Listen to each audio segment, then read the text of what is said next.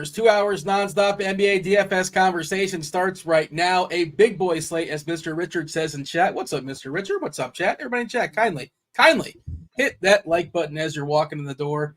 Do subscribe, do turn on the notifications, do all those things, hit all the buttons, caress, tap, whatever your adjective of choice happens to be, turn that thumb up. It is a 13-gamer in the association, not messing around, not a lot of time for pleasantries. Representing the Juggalo Nation, it is Kirkwood, Kirk Dees. We'll talk to him in a second, as well as representing Canada, specifically Saskatoon, Saskatchewan, Canada, one of the greatest DFS players in all of Saskatoon, Saskatchewan, Canada. It is TJ Zwarich. Oh boy, TJ, this is a wild one. Buckle up, a lot going on. Been digging into all sorts of stuff throughout the day as far as tonight's slate. Lots of information we're waiting to drop as well.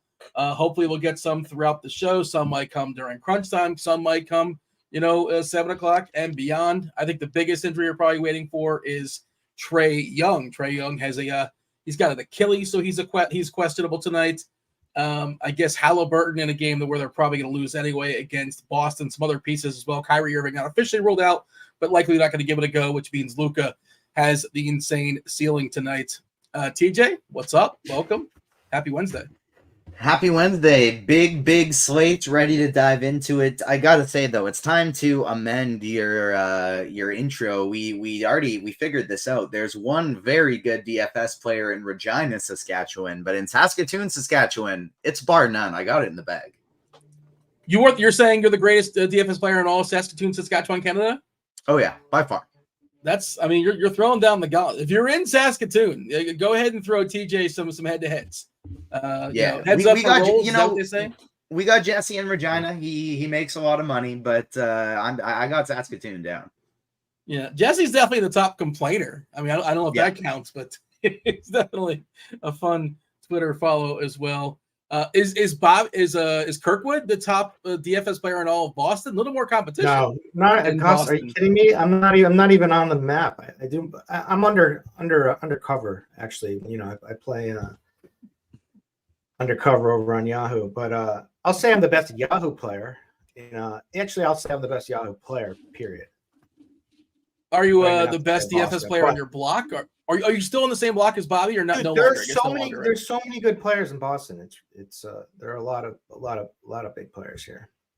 The home of DraftKings as well. What do you got to say here? Kirkwood, we're going to jump in right away because it's a 13-gamer, not messing around, a lot going on, lots to break down. If there's a game we don't necessarily love, we can move on pretty quickly from it. Chat, by all means, feel free to join the conversation. Do my best to bring the chat in. It's a little tricky to answer chat questions on a 13-gamer. If we don't answer your question, crunch time, they're going to do their best to answer your question, so stick around for that. But you have like an overarching thought when it comes to this slate, Kirkwood. It's overwhelming. There's a lot going on. There's a lot of good spots. Is there anything you want to say in general before we kind of dive in? Is there one injury you're monitoring the most that you think can really shake up your lineups? I think in general, so it's just exactly where I'm at with NBA right now. So I was like, oh, this is a nice little slate. Not much news the other day. Had it all under wraps, and then Brandon Ingram, immediately, it was like, welcome back. Just when you think, it's okay, everything changes on a dime. No warning. And we don't have. So there's a lot of news left out there, right? There's a lot of key players, and we don't have glaring values. So that's going to shape the entire slate. And then if we still have the Kyrie news too, which Luka has the absolute best role in the NBA. He's priced for sure up high, but there's nobody that in right now has a similar role to Luka. So, and if Kyrie's out, then it's just that shapes the whole slate. So then we've got Trae Young, which you said, which is big news. We got Ingram, which is there. We've got what do we have for Heat going on? Have they given us? They're supposedly going to play. You're talking about Bam and Butler. Okay. They're both probable, but the Heat have done some goofy things, and it wouldn't shock me if they pulled back on Butler. Supposedly one of the reasons why Butler, he didn't talk to the media, but supposedly the reason why he did not play that last fourth quarter. And also the bench guys kind of made a run and they were already down, and that sometimes the coaches kind of play it out. But yeah, he didn't play a ton of minutes last game. He's been bad the entire season essentially, but he is officially probable. but we've seen the Heat do goofy things in the past with probable. Just, I assume he's going to play, but wouldn't shock me if he goes away. Essentially, what we're waiting for is Trae Young, Tyrese Halliburton, R.J. Barrett, Brandon Ingram, Jalen Duren, Daniel Gafford, Benedict Mathurin. Yeah, that's all. That's it. Yeah. You got anything, TJ, before we dive in and go game by game here? Just 2 games at 7 o'clock. So, sometimes you can buy yourself a half hour's worth of information if you sort of stick away from these 2 games. And I think we probably, we'll talk about it, but if Jalen Duren doesn't go, we could have some potential ugly value on the Detroit side. We'll have that conversation, of course, against a terrible Portland team. Low total, but some cheap prices. TJ, is there one you want to point out or anything else, just kind of overarching thought when it comes to this slate? No, there's going to be a ton of news as we go on and even more during crunch time. We got 13 games. Let's start diving into it. Yeah. All right. Very first game, kind of alluded to it there. Portland versus Detroit. 216.5 is the total. Really paltry number there, obviously. The Portland team, there's no new injuries. Of course, Anthony Simons is going to be out for a month, 6 weeks, whatever it is. This team is terrible, and they're worse without him. Jalen Duren, who's been spectacular, 19-year-old Jalen Duren is just rebounding everything. He's officially questionable with an ankle, and I should mention, which I think it matters to some degree, this is the front half of a back-to-back. There's 13 games tonight. There are 3 teams. Check that. 4 teams on the front end. Toronto, Detroit, New Orleans, Utah. And there's 3 teams on the back-to-back. The back end of a back-to-back, that's the Clippers. The Clippers on national TV. It appears they're going to play their stars, both of them. They could rest one if they wanted to. They can rest them both, but I guess pay a big fine. That's another option, I suppose. But it seems like, at least as of right now, they're not in the injury report. That's Kawhi and Paul George. New York and Cleveland playing a home and home, right? We saw them play last night, an ugly, ugly game. They're tonight in the Garden. Jalen Duren, if he doesn't go, we actually have an if-then here, TJ. If he doesn't go, we have an if-then, and the assumption is that Marvin Bagley will jump in the starting lineup, and we're giving him 27 minutes, and they would dust off James Wiseman to basically play the Marvin Bagley backup center role. Now, we're not giving him a total of 48 minutes, but most interesting, I think, is Bagley getting a 27-minute projection. He's about a fantasy point per minute player, and he's got a great matchup, and I believe he's 4K. Yeah, 4K. Man, that looks really, really strong, especially against Portland's. A little fragile because they have other pieces. They can play beef stew at center if they want to do that as well. There's different things they can do. But, and then Cunningham, I love. He's going to ravage this Portland team. But, I just think there's other value, other big spend-ups I like more than him. And I'm not making a ton of lineups. I don't think I'm getting there, but I'm not going to besmirch. The Detroit side, TJ, what do you got? And I think most important, what happens if Jalen Duren is out? I guess we'll know the starting lineup, but we're assuming it's going to be Bagley jumping in there. Yeah, so as long as Bagley starts, I think he is the best value on the slate. I don't think that's bad chalk because realistically, even if he only gets 22 minutes, he could still end up being the best point per dollar play at that price tag. I'm assuming Wiseman's 3K flat. I didn't see him in there at all, but assuming he is, maybe I would put him in a couple teams. Probably not. I'm only playing 20, not a 150 max today. But Auser Thompson I'd like him even more than I already do. He's just been a nice, consistent 30 to 35 points every game this season. So Thompson and Isaiah Stewart, I'm going to like anyways. And then maybe I'd get a piece of Jalen Duren if he starts. If he doesn't, I'm going to love Marvin Bagley as long as he's the guy in that starting lineup.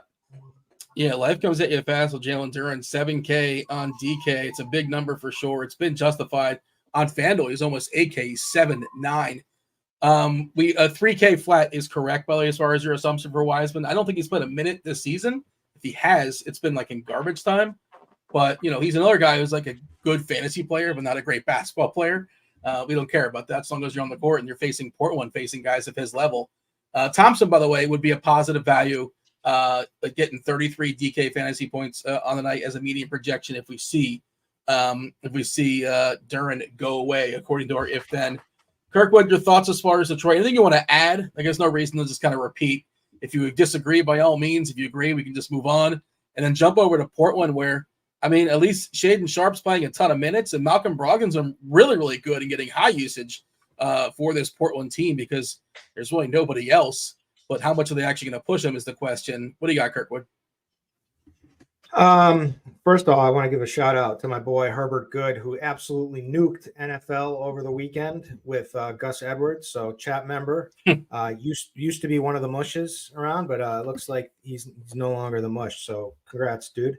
So Durant is big. It's big news with the way that he's been rebounding. I do think that Marvin Bagley, would be great value, but like, he still kind of stinks in general. Like, and he gets benched for being like, doing stupid stuff all the time. But I'd ride with it. The guy that's like sneaky is Oscar Thompson. I mean, this kid's going to be good. I've been saying it since the first show I was on this year, and he's had like solid rebounding numbers as well, and he could pick up some extra boards if Durant is out. Cade the Blade Cunningham is, let us down when I think we both flag planted him pretty much. The other, it was one of our top plays. Dean, I think I stole him from you. You said, but anyways, we both loved him, and he let us down that night. But like, he's always the guy in this team. So those are the two from the three actually from Detroit side. Any priorities for you, TJ, as far as on the Portland side in this game? Ownership wise, as it stands right now, we're getting 15% on Sharp, 12% on Brogdon. This is DK.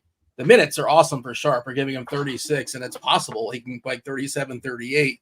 Brogdon, I can't imagine they give much more than 27, but he's like, again, been really, really good this season. 30 usage, which is just jumps off the page. It's the highest of his career, I want to say. You got anything else as far as Portland? Anybody here you're focusing on, or just sort of fringe plays? Shaden Sharp and was there anybody else? And Malcolm Brogdon, I think, would be the only players I'd consider from Portland. I'd make a rule max 1 Sharp and Brogdon if I do put them into the pool, but that would be it. Oh, I got somebody. I got a play he missed. What do you got? I got a play that TJ missed that I'm gonna put on the board here. Don't sleep on Jeremy Grant. Don't sleep on Jeremy Grant tonight in this little revenge spot. Is he vengeful?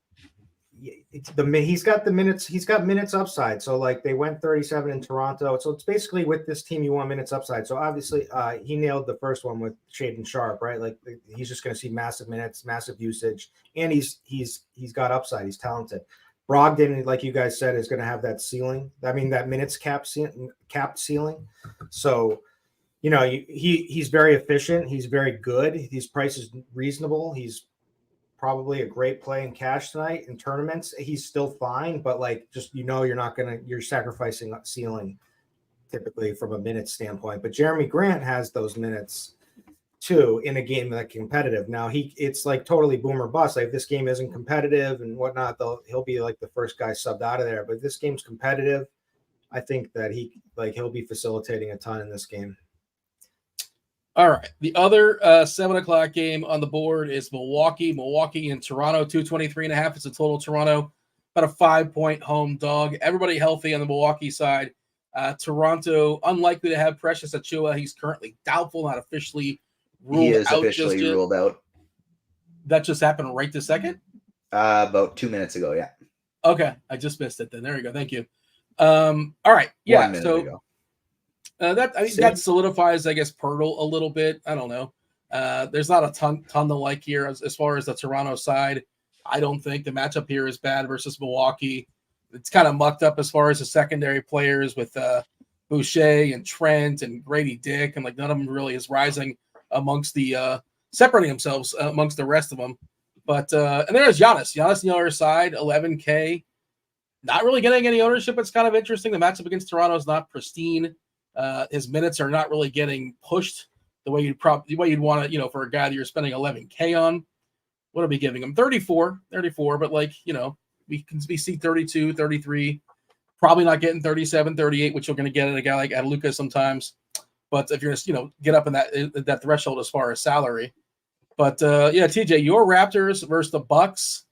Overall, this game is just not a heck of a lot going on. Like if I land on Schroeder, I think I'm okay with it. At 6K, he's fine, but he's kind of like Brogdon, where I don't think he's the guy that like wins it for me, but I don't think he hurts me either. That's kind of where I'm at. Talk about your Raptors. Feel free to jump over to Milwaukee as well. I think this is one of the more uninteresting games on the board if you're going to power rank them. Tell me otherwise. I do think I'm not interested in Milwaukee at all. I'm not going to get to Giannis. I'm not going to get to anyone else on that team. But from the Raptors side of things, OG and Dennis Schroeder both, I'm comfortable playing in the guard position. OG is a tournament's only guy. Like, he could get you 40 plus or he could get you 15. But Scotty Barnes has quietly been one of the very best fantasy producers in all of the NBA. Without pulling up his game log, Dean, what do you think Scotty Barnes' worst game is so far this year in 4 games? 39. 44. 44 Yeah, is I know his he's been worst good. game this season. He's gotten all the way up to 55. He's shown floor. He's shown ceiling. So Scotty Barnes, DraftKings specifically, I think is the best play on the Raptors. And Schroeder and OG are perfectly fine as well. You got to pay for it, though. He's up to 7-8. Like you said, 8-9 on FanDuel for Scotty Barnes. Seems like this guy is somebody we used to get with 5-6K, give or take. I know things are ever evolving. I mean, yeah, when he was 19, though. Yeah, and FBB's gone. Sure. I mean, Demolition Man's there. Dennis You're Schroeder. supposed to be. He is now. I've been betting his assist overs every game, and it's been money. Yeah, I've been doing it with the defensive stats too. I've been wishing I could do it. I've been doing it more because I still have, he's still Dennis Schroeder in my head, so it's tough. Yeah, but Scotty Barnes is the man for sure. He also has the highest minutes upside on the team, and yeah, I don't know what to make. I mean, I don't know what to make of in theory, like a guy like Pirtle. He's been playing decent minutes, but I don't think this is the matchup for him. Yeah, I don't have a lot of other love. It's pretty much Scotty or Dennis. I think OG is fine just from like a price play because we need like a solid mid-range guy is going to be helpful unless we start getting some more value get pumped. So, and that would lead me to guys like OG. He's basically the type of guy tonight that like you're not going to rearrange your lineup if you have $5,600 left and land on him. He's probably a lock for foul trouble though too. Let's see. I just want to see his past. I don't know. Yeah, it's something to worry me a little bit. So I'm looking ahead to the next games, and I'm like, 7:30 games. There's kind of a clump of them. Oh, we can skip New Orleans and OKC, put them to the back because there's an injury with Ingram. We don't have any information on that. Oh, let's talk about Washington and Atlanta. Well, no, we can't do that because we're not really sure about Trae Young. Let's talk about Cleveland and New York. Well, Karis LeVert is questionable, and that can change some things up. Even I think RJ Barrett still questionable? Last I saw, He was questionable. Indiana, Boston. This feels like a game where Indiana's just going to be like, they're just going to surrender. Indiana's they got a 16 and Boston's got an ace, right? You want to know what? The Pacers are gutless. Absolutely what? Gutless. Why are they gutless? I lost money on them the other night against Chicago. So they're right up there on the gutless list for me. Yeah, we haven't had have they been unleashed this year? The gutless power rankings? We haven't had enough data yet. Not enough. No. You got to take a cue from the NCAA. You release it when nobody knows anything, just to get people talking about the power rankings. You get the clicks, right? They don't know what they're talking about when they're giving the preseason rankings in like college basketball and college football. They're all wrong. Doesn't matter. Get the clicks, Kirkwood. UConn to the moon this year. That's all I'll say. All right.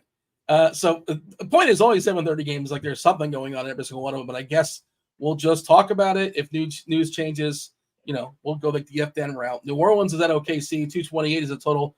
For what it's worth, this is the first half, the first ESPN, basketball game. The doubleheader back half, I believe, was the Battle of Los Angeles. OKC is a 3-point favorite here. We mentioned before, as far as New Orleans, we're not really sure about Brandon Ingram. Brandon Ingram had that mysterious, just kind of scratched I don't want to say the last second, but pretty late, kind of out of nowhere. There was not reported in any particular way.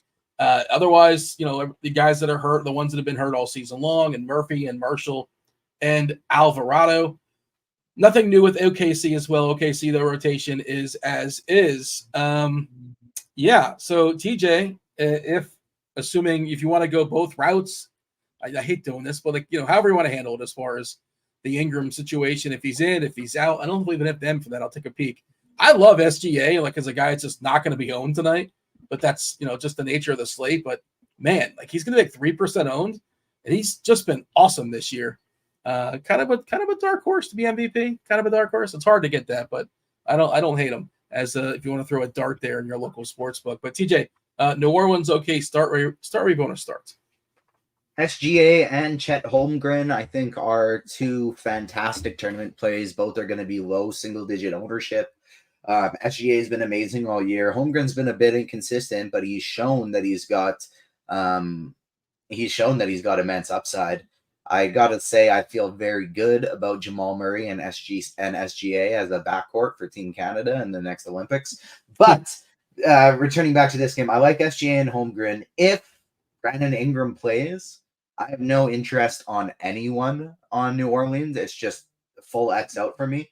If Brandon Ingram is out, which I kind of expect him to be, Zion's priced at a point where I think he's just priced appropriately. I think he always can put up a massive ceiling game on DraftKings, but I don't think I'm going to get there on a big slate. However, 7-8 on Fanduel, I think he is very, very interesting over there if we get no Brandon Ingram. And so I love the idea of playing one of Chet, Jalen Williams, SGA, and running it back with Zion over on that side. And then for CJ McCollum, I like him quite a bit for tournaments today. I don't know how much of him I'll get to, but I like him on DraftKings, not so much on FanDuel. So it's McCollum on DraftKings, Zion on FanDuel if Ingram is out, and then on OKC it's SGA, Chet Holmgren, and Jalen Williams, kind of no matter what.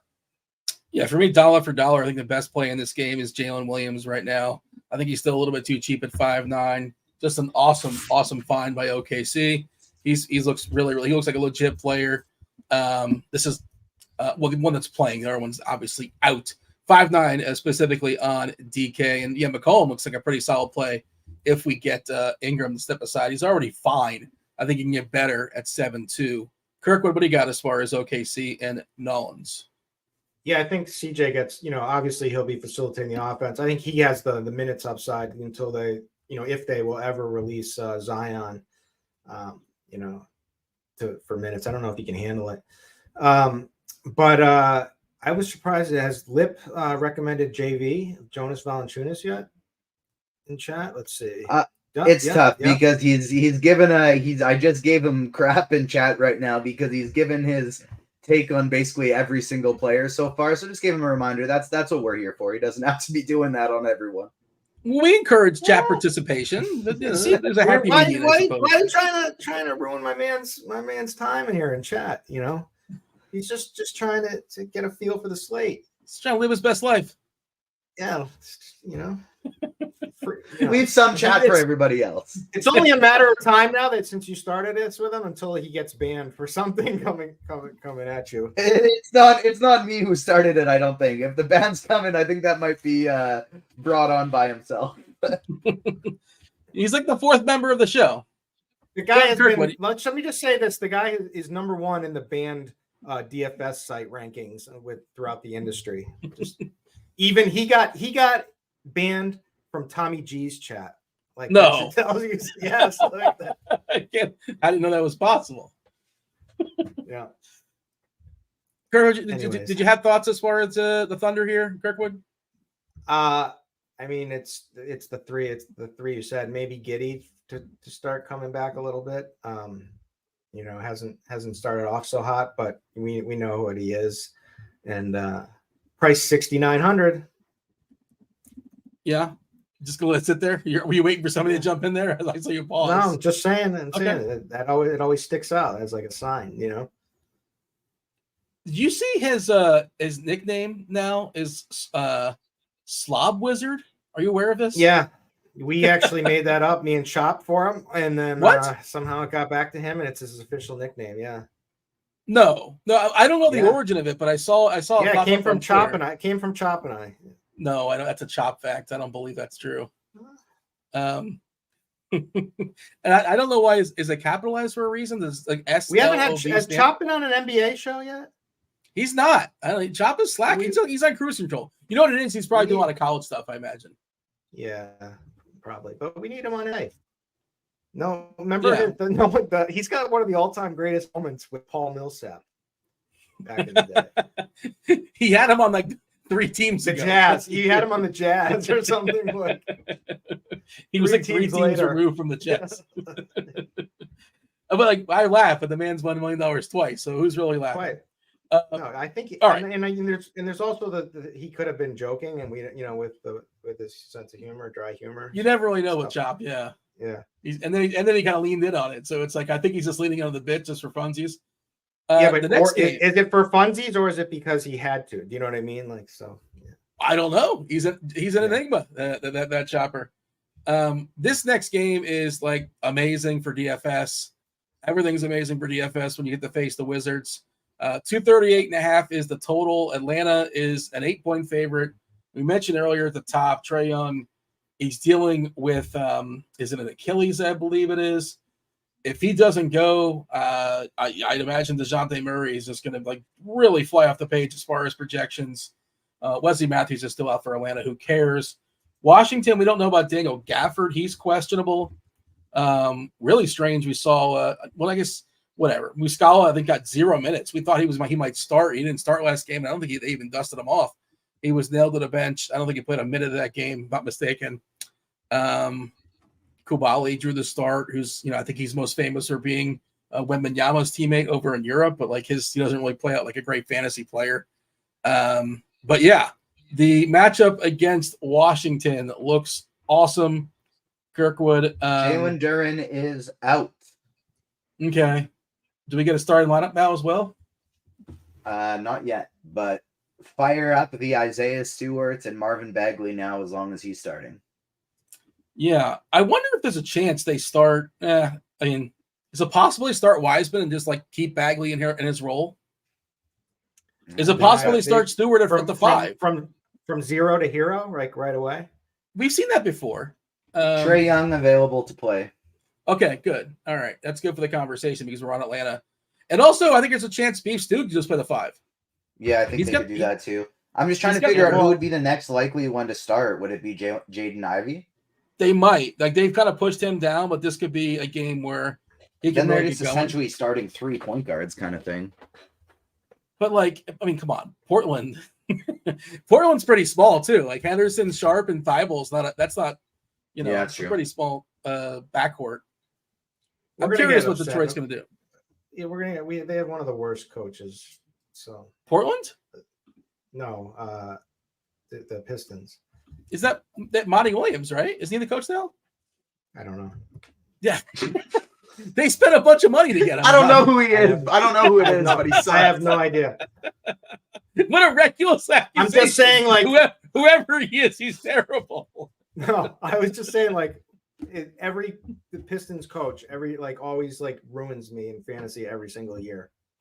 No, I think they actually went out of their way and overspent to get Monty, because Monty was like a hot coach, and if you're hot, you're probably not going to Detroit. No offense. Yeah, let's rewind. Let's edit that. Rewind that back, producer Steve. You were just making fun of Chop. Reminder: you're just making fun of Chop. People can't get that. They can't. That's too big of a reach. It was tough.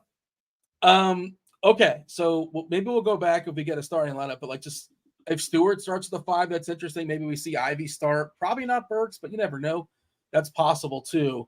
But okay, so Young is in, which means not one of Young or Murray is going to jump off the page, but to me, both are spectacular.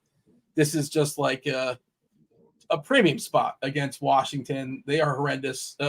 We saw Murray go off last game. Kirk, do you have a preference as far as Young or Murray?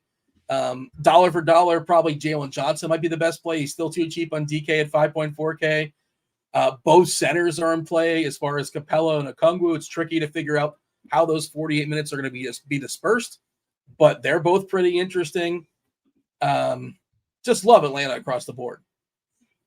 Well, you have to. So first of all, both teams play fast, right? So the Wizards are actually playing at the fastest. They're just so bad on the defensive end.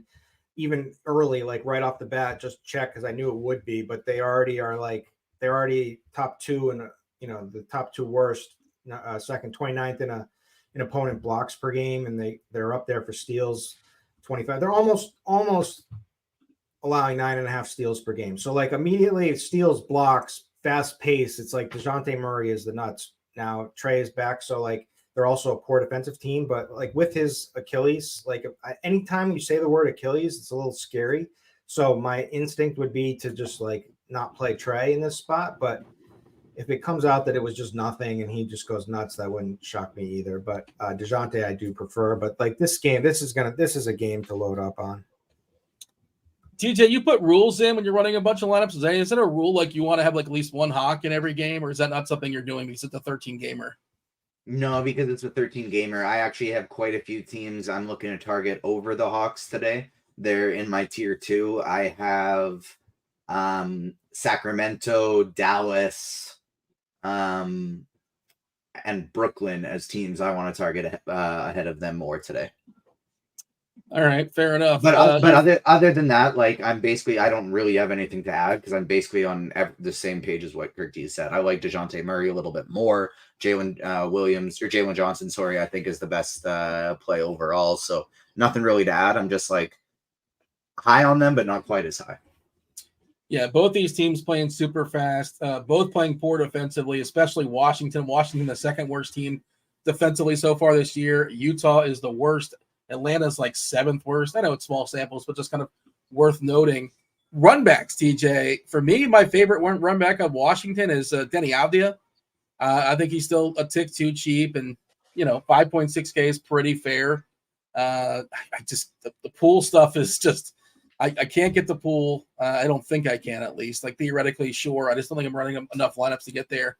He can put 30 points in the bucket. He kind of has to because that's where he's best from a fantasy perspective.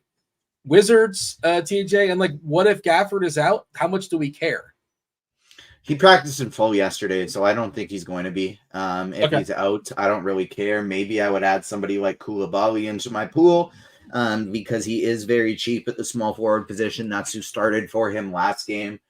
Maybe they would go to somebody else, but like I can't see them doing anything other than playing small because they played Muscala 0 minutes that last game, or at least maybe they put him in garbage time, but 0 meaningful minutes.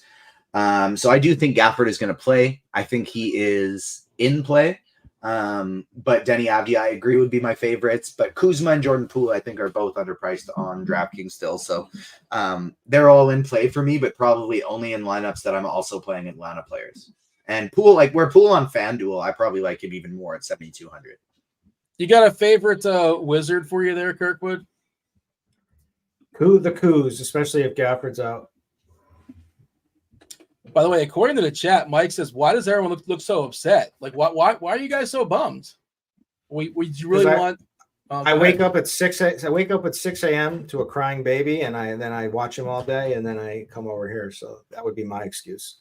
You watching like Blue's Clues and stuff like that? I go to Toy Story. He loves Toy Story so much, but like we watched a ton of Sesame Street. There's this like girl Rachel, like I forgot her name, but there's a lot of weird. Been on some Teen stuff. Titans Go.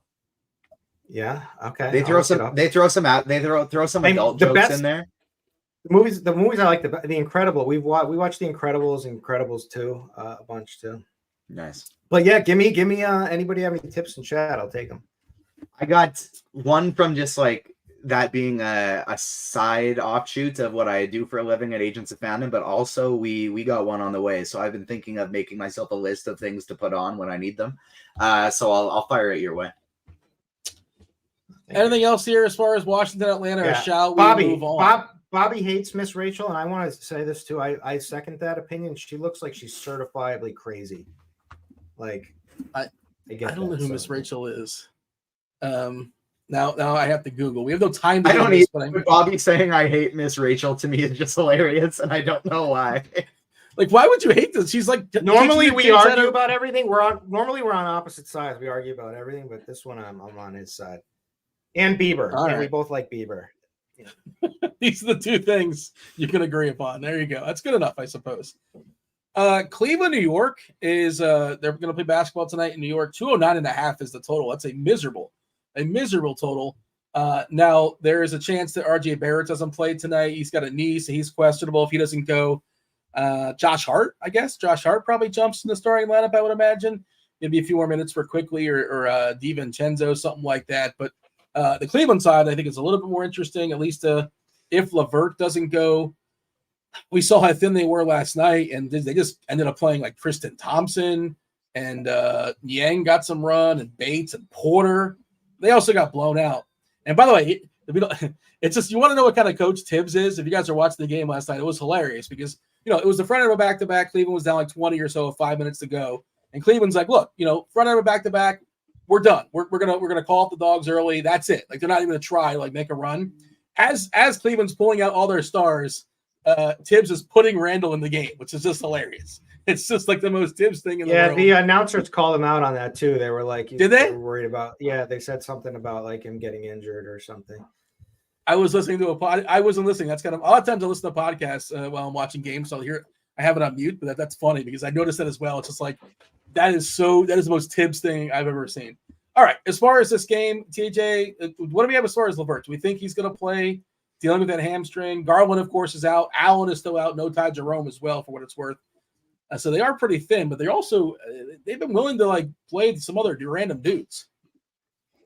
Yeah, I don't have a lean on LeVert, but I don't really care. They've been priced up for their guys to miss games, so it's Donovan Mitchell for nothing on me, or Donovan Mitchell or nothing for me on Cleveland. Not everybody else is just immediately X'd out.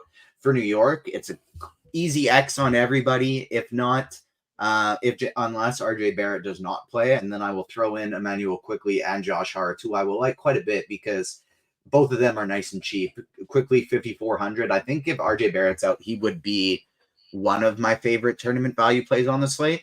And then Josh Hart, I don't think the ceiling is high, but I feel like he's probably good for 20 to 25 points if we get RJ out. Kirkwood? Yeah, I agree with everything. I think, the problem with Quickly is just the minutes. If he gets the minutes, he's going to smash. I mean, and obviously that would help. They will need him for scoring without RJ there. Other than that, it's just waiting on the Cleveland news. I mean, you can always play Donovan Mitchell, right? Like, he's just ridiculous. I don't care what his price is, but in this situation, the only thing I would warn people on is like if they're about to click Dean Wade, just remember Dean Shevelson greater than Dean Wade. And it's like Dean Wade's much better than me. The biggest thing that you have to look at on this slate, then it goes for this game, but it goes for all of them, is this is a 13-game slate.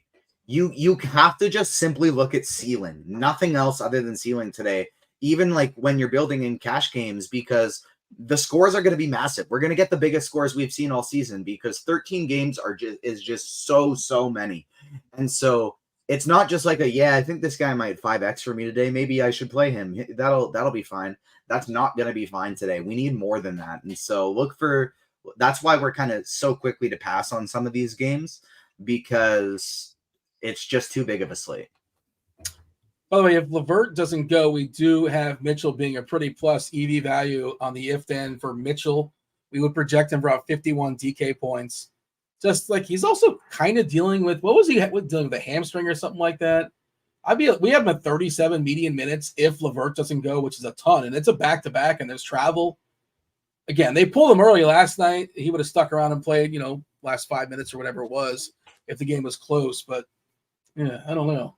I like Mitchell, like you said, Kirkwood. You can play him, but not the greatest environment. He hasn't been in pristine form. His teammates aren't great either. Like just the overall stench of that Cleveland offense, the way it is right now. It's New York. He might have somebody watching him, and he wants to go for 50 today. That's why he took it easy yesterday. So I'm far less worried about game environment. And it's like Kirk D said, Mitchell can do anything against anybody. And so you play him because he's going to be low owned, and he could have 60. And he could have like absolute insane elite usage with all these people out. So yeah. Pacers, he's been pretty good. All right, let's move on. Yeah, I forget it. Sorry. Go ahead. Sorry. No. Moving on. It wasn't that big. Pacers against Kirkwood. Your Celtics 234.5 is the total. Boston, an absolute thrashing of Washington. Didn't really show up in the box score. Their bench is terrible. Boston's last 6 or 7 or 8 guys. Not very good. But thankfully for Boston, it's a 5-on-5 game and not a 9 versus 9 game. And 5-on-5, they are awesome. They're very, very good. This Indiana team is going to be outnumbered against Boston, and they might just call off the dogs here and just say, hey, you can have this one, Boston, because Halliburton's coming in limping. He's their best player, obviously. They're currently 12-point dogs here. Halliburton is questionable. I kind of think he's not going to play. Mathurin, is he still questionable? Do we get an update on Benedict Mathurin? He is still questionable, yeah. Okay. Yeah. I think we're getting some updates still. Bam Adebayo is officially in for Miami as expected. And yeah, so Kirkwood, your Celtics are good. They're really, really good. And the matchup is good against Indiana.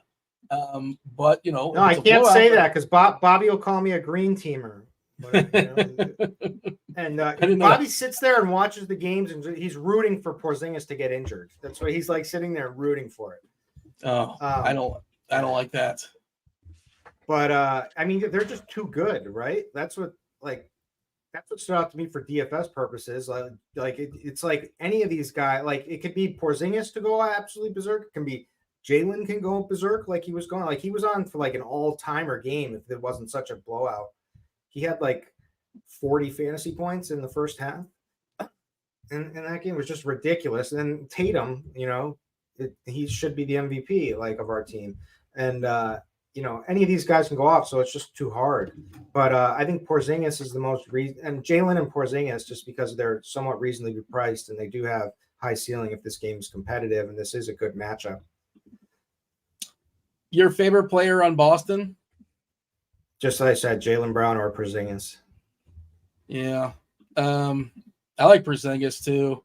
Holiday is knowing those guys, TJ, what feels like he's not going to be a slate breaker, right? He's just only going to take so many shots. I guess he can get a double plus, right? But 20% at 6.8K.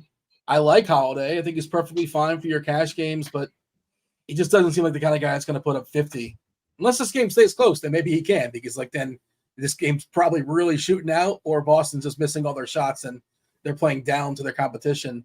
What do you have as far as Boston, TJ? And also, speaking of TJs, if we lose Halliburton, our if then is saying that TJ McConnell will play 24 minutes. Now, he's been playing less minutes this year than he has in previous seasons, but in just 24 minutes, he can be pretty interesting because he's a pretty strong fantasy point minute player. That's like the one guy popping. Nembhard as well, if Halliburton go away. But the other thing is that they have a lot of guys and a lot of different combinations. And if it gets ugly, I don't know if anybody plays like 30-plus minutes. So it's a little tricky. What do you have as far as Boston, Indiana? So if Tyrese Halliburton plays, I have interest in Jaylen Brown, Kristaps Porzingis, and Jason Tatum. If Tyrese Halliburton doesn't play, I have no interest in Boston because I think this one will just be a clear blowout. And I would, however, have interest in playing one of Bruce Brown, Andrew Nembhard, or TJ McConnell. Bruce Brown, probably the one I'd be least likely to play, but Nembhard and McConnell, I think, would both have very significant upside. And even if that one gets really ugly, I think McConnell would be very likely to play significant minutes in that spot anyways, since they're probably going to be looking to trade him before the trade deadline. So McConnell, I would like quite a bit if Halliburton's out. If he's in, I'm not playing anybody on the Pacers, and I would only look to some Boston. If he's out, it's only Indiana and no Boston. What if McConnell's not starting? I don't know if it's say like Halliburton's out, McConnell not starting. He won't be. He won't be. Yeah, it'll be Andrew. It's Andrew Nembhard will be the starter. That's what I'm thinking too. And also the other part of it is like if this game's blowing out, do they give McConnell blowout run? Like I guess they can. That's who 100% would get it because they don't care. Like he's not part of their future plans, but also they probably want to show people he's still very serviceable as a backup point guard. Come trade for him, a team like Phoenix. All right. Let's see. I'm just not as confident as you are. Like I get it, but like I'm just not certain. I just think Indiana can do something. Oh, he's not a lock button or anything like that. But at 4K, he becomes very viable for tournaments because even if he plays 20 minutes, he could have 30 fantasy points. We got to move on to the next game. Brooklyn, Miami, 224 is the total. Miami, my Miami Heat. They are favored by 6 or 7 tonight versus Brooklyn. We just got the news. Butler, Bam Adebayo both expected to play. Kevin Love officially questionable. As far as the other side of that game, there's some pieces missing for Brooklyn, namely Dinwiddie and Claxton. I think Dennis Smith Jr. is still questionable, if I'm not mistaken. Obviously, Cam Johnson out for several games as well. All right. Yeah, we mentioned earlier in the show, Butler not playing particularly well so far this season. Hero has been playing a lot of minutes. Brooklyn, we're expecting them to go small and start with Simmons as their center. Makes me think Bam Adebayo is kind of an interesting piece that just nobody's going to own. O'Neal's going to come in at some point. They just have a bunch of wings on that Brooklyn side, obviously. Kirkwood, Brooklyn, Miami, start wherever you want to start as far as this game. I mean, Cam Johnson is a bucket, right? He's always been a bucket, and it's good to see him finally getting minutes and playing. Cam Thomas, you mean, right? Yeah. What did I say? I think you said Cam Johnson, unless I misunderstood you. If I did, that's a easy mistake. I didn't realize it. Anyways, Tyler Hero leading the NBA in minutes right now. It's interesting, but Bam being in kind of settles this down a little bit for my love on the Miami side. But I mean, I think agree that Brooklyn is going to like to play small, pretty much. Like that's going to be their, without Claxton, that's going to be their go-to, and I agree with it. But obviously Ben Simmons is fine. It's usually Mikal Bridges, Ben Simmons, or you have to Cam Thomas. I still think 6,600 is light for this role right now without Dinwiddie. I think he's fine, but he's shooting above his head. He's first, and it's also all from two, right? It's not 3-pointers. He's making some threes, but not a ton of threes. He's more of like a mid-range guy, right? Or at the hoop stuff. 11 for 16, 11 for 15, 9 for 13. Do you think he's the greatest shooter to ever live? Is this going to continue going forward? I think he's a bucket. He's always been a bucket. He can take guys to the rim. He can live off that mid range. You're going to say you're going to keep saying this, as if Dinwiddie's out and then his price keeps going up, you're going to say, oh, is he the greatest ever after he's another again and again. He's not going to be as efficient going forward. It's not possible. He's Jamal Crawford. Well, Jamal Crawford when Jamal Crawford was good in his prime. Yeah, that's not a bad comparison. He's terrible defensively. Jamal Crawford was a bucket too. Yeah, and he's terrible defensively. He makes a lot of bad decisions, but he puts the ball in the hoop. And the sample size has been big enough that I buy it. He does this every single time he gets minutes. 100% of the time. He always does. He always smashes. As long as they give him minutes, because he's going to put up 20 shots a game. Well, exactly. But else. You better score. Yeah, but it's DFS. We don't care. As long as he's putting up those points, great. I don't care if he makes the team better or not. I like a guy that has 6 different routes to get there, not one route. The man had 7 rebounds, Dean, 2 games ago. And I wonder what he had the other 2 games, because you only focus on that one game. 2 assists, 2 rebounds, 3 assists, 2 rebounds. But when you're putting up 30 points a game, I don't care. Yeah, well, that's not going to continue either. So, that's fraudulent. That's misleading. It's not going to sustain. It's just not going to. It's not. Math says it's not going to. I'm not saying you can't play him.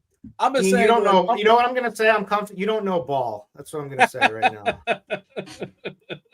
What do you think Cam Thomas's points per game is as a starter in his NBA career? Say it again. What do you think his points per game is as a starter in his career? Oh, I mean, didn't he have a 50-point game last year? I feel he hasn't started a ton, so it's probably 31 points a game, something goofy like that. 33. He does it every single time. What's the sample size? How many games? 7. Oh, there you go. A bigger sample size than what we've seen this season from anybody. So I'm on board. Anytime he goes in the game, he just puts up buckets. Why would we assume it's going to stop? Everybody light up when he goes off tonight. Light up Dean on Twitter that he doesn't know ball. When he scores 28 points and does not hit value, let everybody else know. Dean's going to be complaining again the next slate. Every good play when they go off, he was a terrible play. I'm not that guy. I'm not that guy. You're close. You're close to that guy.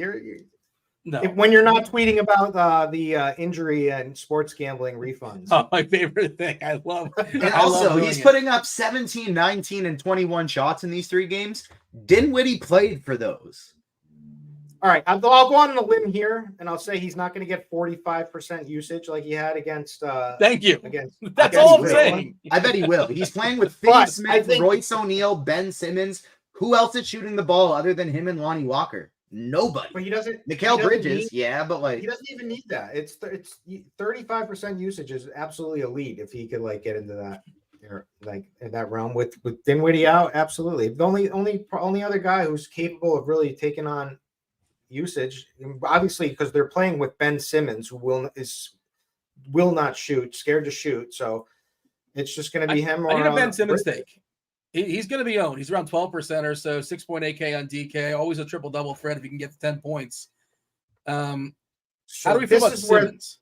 This is where his ceiling is like starting to get, as his price has been increasing now. Now you're, because if he's not going to score 10 points, much more than 10 points, then it's going to be tough for him to get, to be much higher. But I think like he's a fine play. He's just ceiling is a major concern as the price creeps up. TJ, final word as far as this game. We got to move on. I think Brooklyn is the top team to target on the slate. I'm not getting any Miami at all, though. I think you can have up to 3 Nets in your lineup today, and they're only one of probably 2 teams on the slate that I would be comfortable doing that today with. They are the only team on the slate. I have it set in lineup HQ to allow more than two of their players on the team. So you're saying I'll side with tight rotations, and that is what you weigh more than tough matchup. Yes, 100%. Yeah. Because a tough matchup typically ends up focusing more on the people who can get buckets anyways. Like if nobody's going to be able to do anything other than just catch and shoot other than 2 or 3 guys, those 2 or 3 guys are going to have to do a lot more on offense. Do want to mention very, very obviously, very, very clearly, NBA DFS. It's back with it. The amazing suite of premium offerings here at RotoGrinders. That's back as well. If you're looking at the screen, if not just listening to us or watching the screen, you can see producer Steve has been showing off our fabulous lineup HQ tool. For a limited time, you get to lock in a full season of NBA Premium, $50 discount. Everything from the aforementioned lineup HQ tool, access to that with the up-to-the-minute premium projections, as well as ownership, all the articles, all the goods, including the fantasy pick'em tool for prize picks, underdog, things in that streets as far as your player props, tons more. Check out the link in the description for more information. And while I'm here, also, this is for football only, NFL only, Sims Lab beta. It's a thing. It's here. It's been rolled out a couple days ago. We just dropped the beta version of the new NFL lineup building tool for a limited time. This tool is actually free. Sim Labs is a brand new product that generates DFS lineups throughout using the power of simulation, hence Sim Labs. It combines data from every aspect of the slate to churn out lineups that match your preferences. Just a few clicks, you get hundreds of well-built, correlated lineups ready to go for whatever contest type you're playing. Check out the link as well in the description for more information on Sim Labs. Again, that is currently free. We don't have a ton of time to get into this, TJ, but I asked you before the show if you've kind of dug into this. Can you give me like the 30-second spiel on Sim Labs, why I should give it a go? It's the type of thing that I really wish I could have for tonight's NBA slate with it being 13 games, because what it allows you to do is just pick the players you want in your lineup, and then it produces the best, most correlated lineups for you that match your description of settings that you want. So you can decide, like, I want a very low owned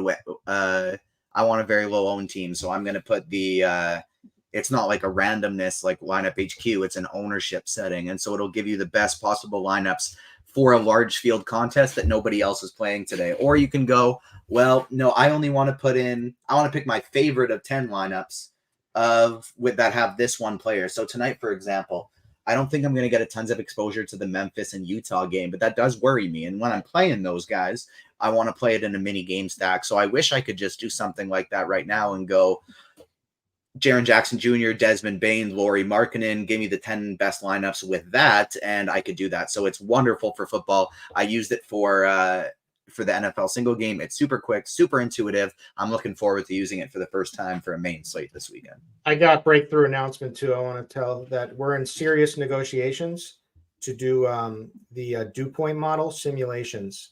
So next baseball season, we might be doing a big launch. So keep your fingers crossed. That's like 8 years in the making, right? Yeah, but it's ready. And weather simulations are going to be just off the hook. Has Roth been warned? Has the gauntlet been thrown down? Is there going to be a divide here? Well, at RG? we're in negotiations, big negotiations. Okay, fair enough. The gauntlet has been dropped. You heard it, Roth.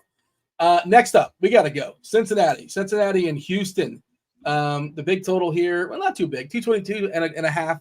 Houston is a 2-point favorite, so kind of high. The most appealing thing here is Houston. They've been playing at a really, really slow pace to start the season. 29th in the league. Just the only team they're faster in than so far is Toronto, and Charlotte, the second fastest team. So Houston gets a massive bump here, going up in pace against Charlotte. And I think that is why players like Alperen Şengün look pretty good. Jabari Smith looks pretty good. Jalen Green. Heck, you can play all their starters. They're all interesting to various degrees.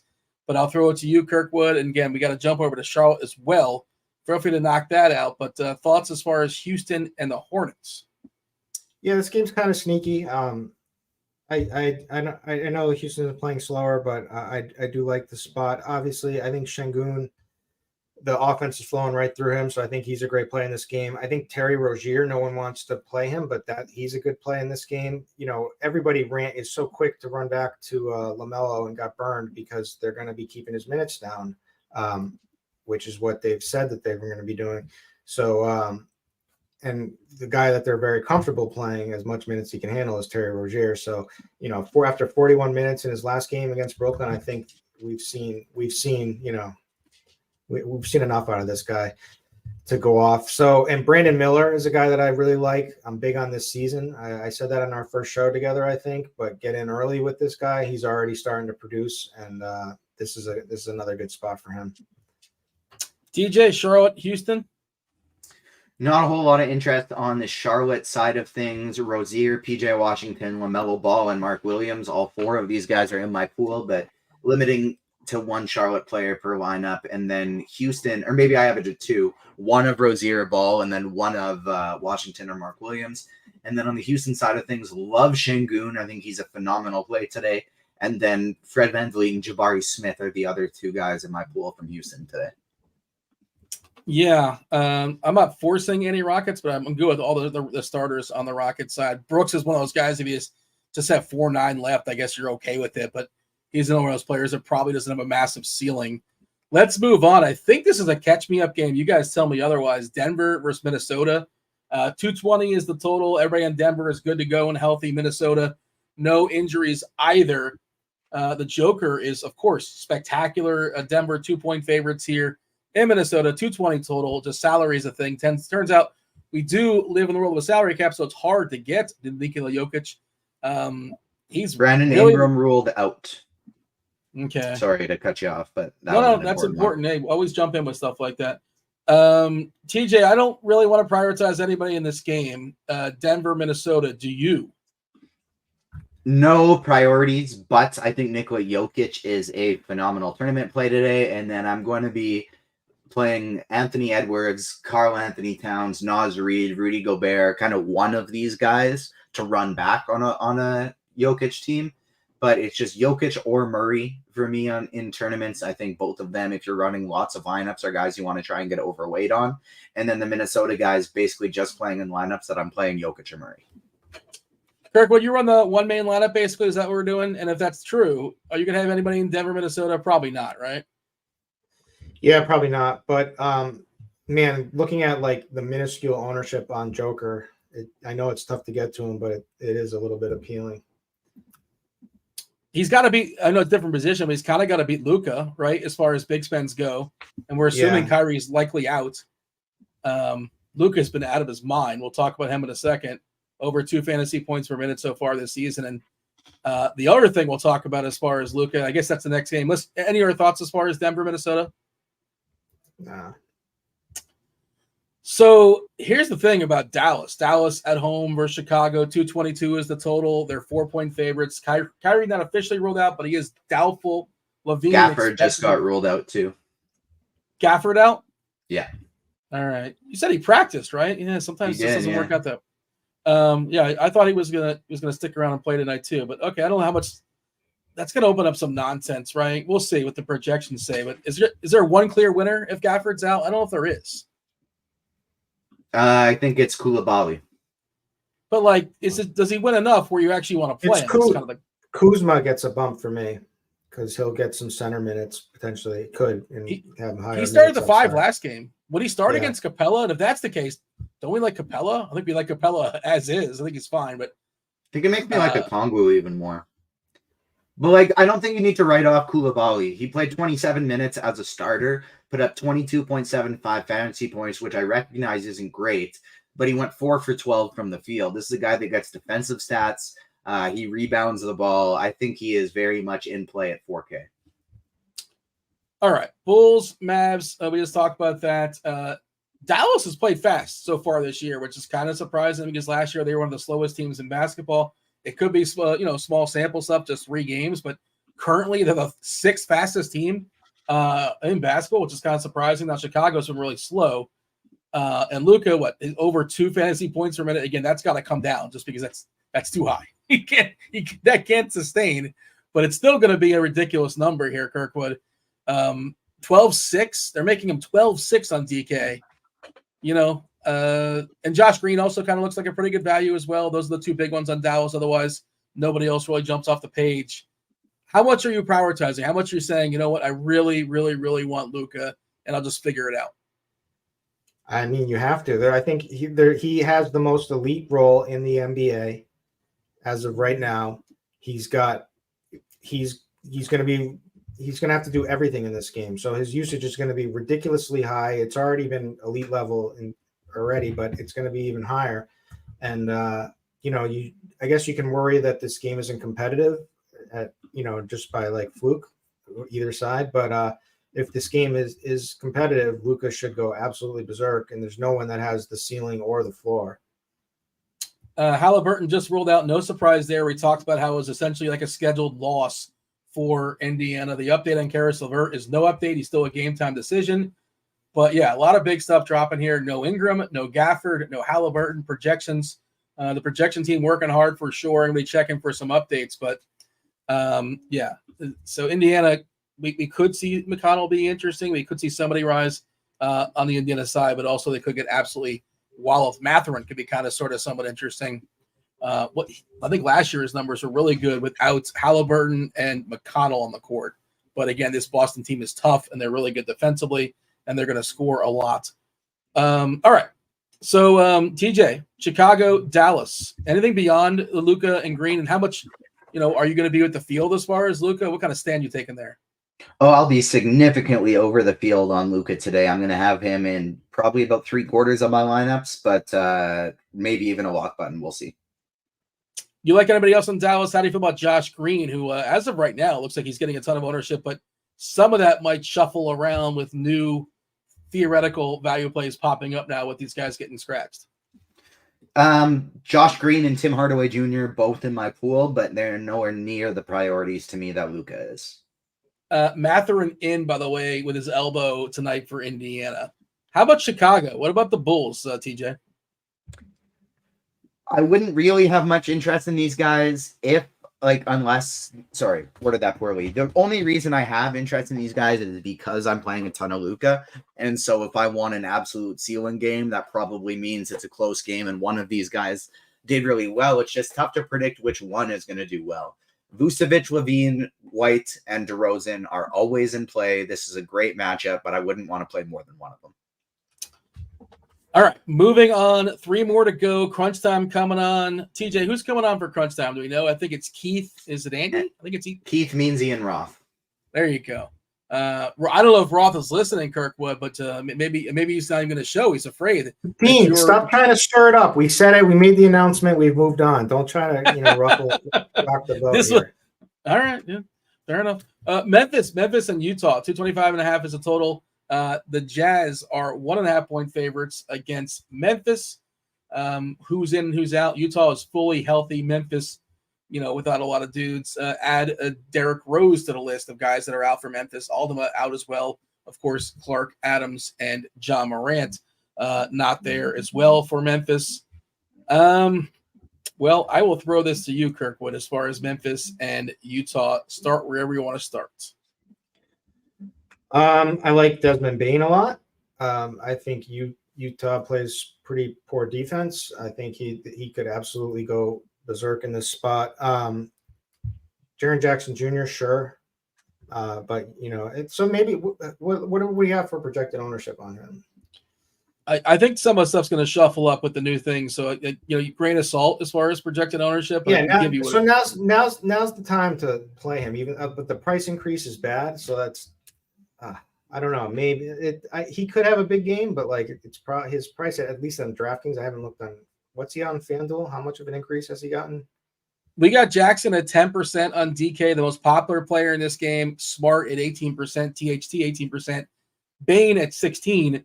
On FanDuel, Triple J, Jaren Jackson Jr. is 8-9, but he's still getting 18% ownership over there. And again, there's going to be a new batch of ownership with all the new news coming in, so understand that. Does that do anything for you? Does that change anything for you? I like Bane a lot, and not crazy about a bunch of the other stuff. Marcus Smart, fine. I'm all set with Taylor Horton Tucker. Same. At any sort of ownership. Jordan Clarkson is decent. John Collins, his role has been really, really solid for a cheap, kind of mid-range play, cheaper mid-range play. So I think he's in play on this slate, but we'll have to see with all the new stuff that's just dropped. Yeah, Markkanen's an interesting kind of sort of fringe star, whatever you want to call him. It's probably not going to get played a ton, less than 10%, I would imagine, this matchup. TJ, what do you got? What do you want to add? Not a whole lot. I'm finding myself getting very little Jaren Jackson Jr., Desmond Bane, and Markkanen in this game, which worried me. And so I'm gonna cut it to 19 or 18 lineups to build in the lineup optimizer today, and I'm hand building myself a little stack with Jackson Jr., Bane, and Markkanen today.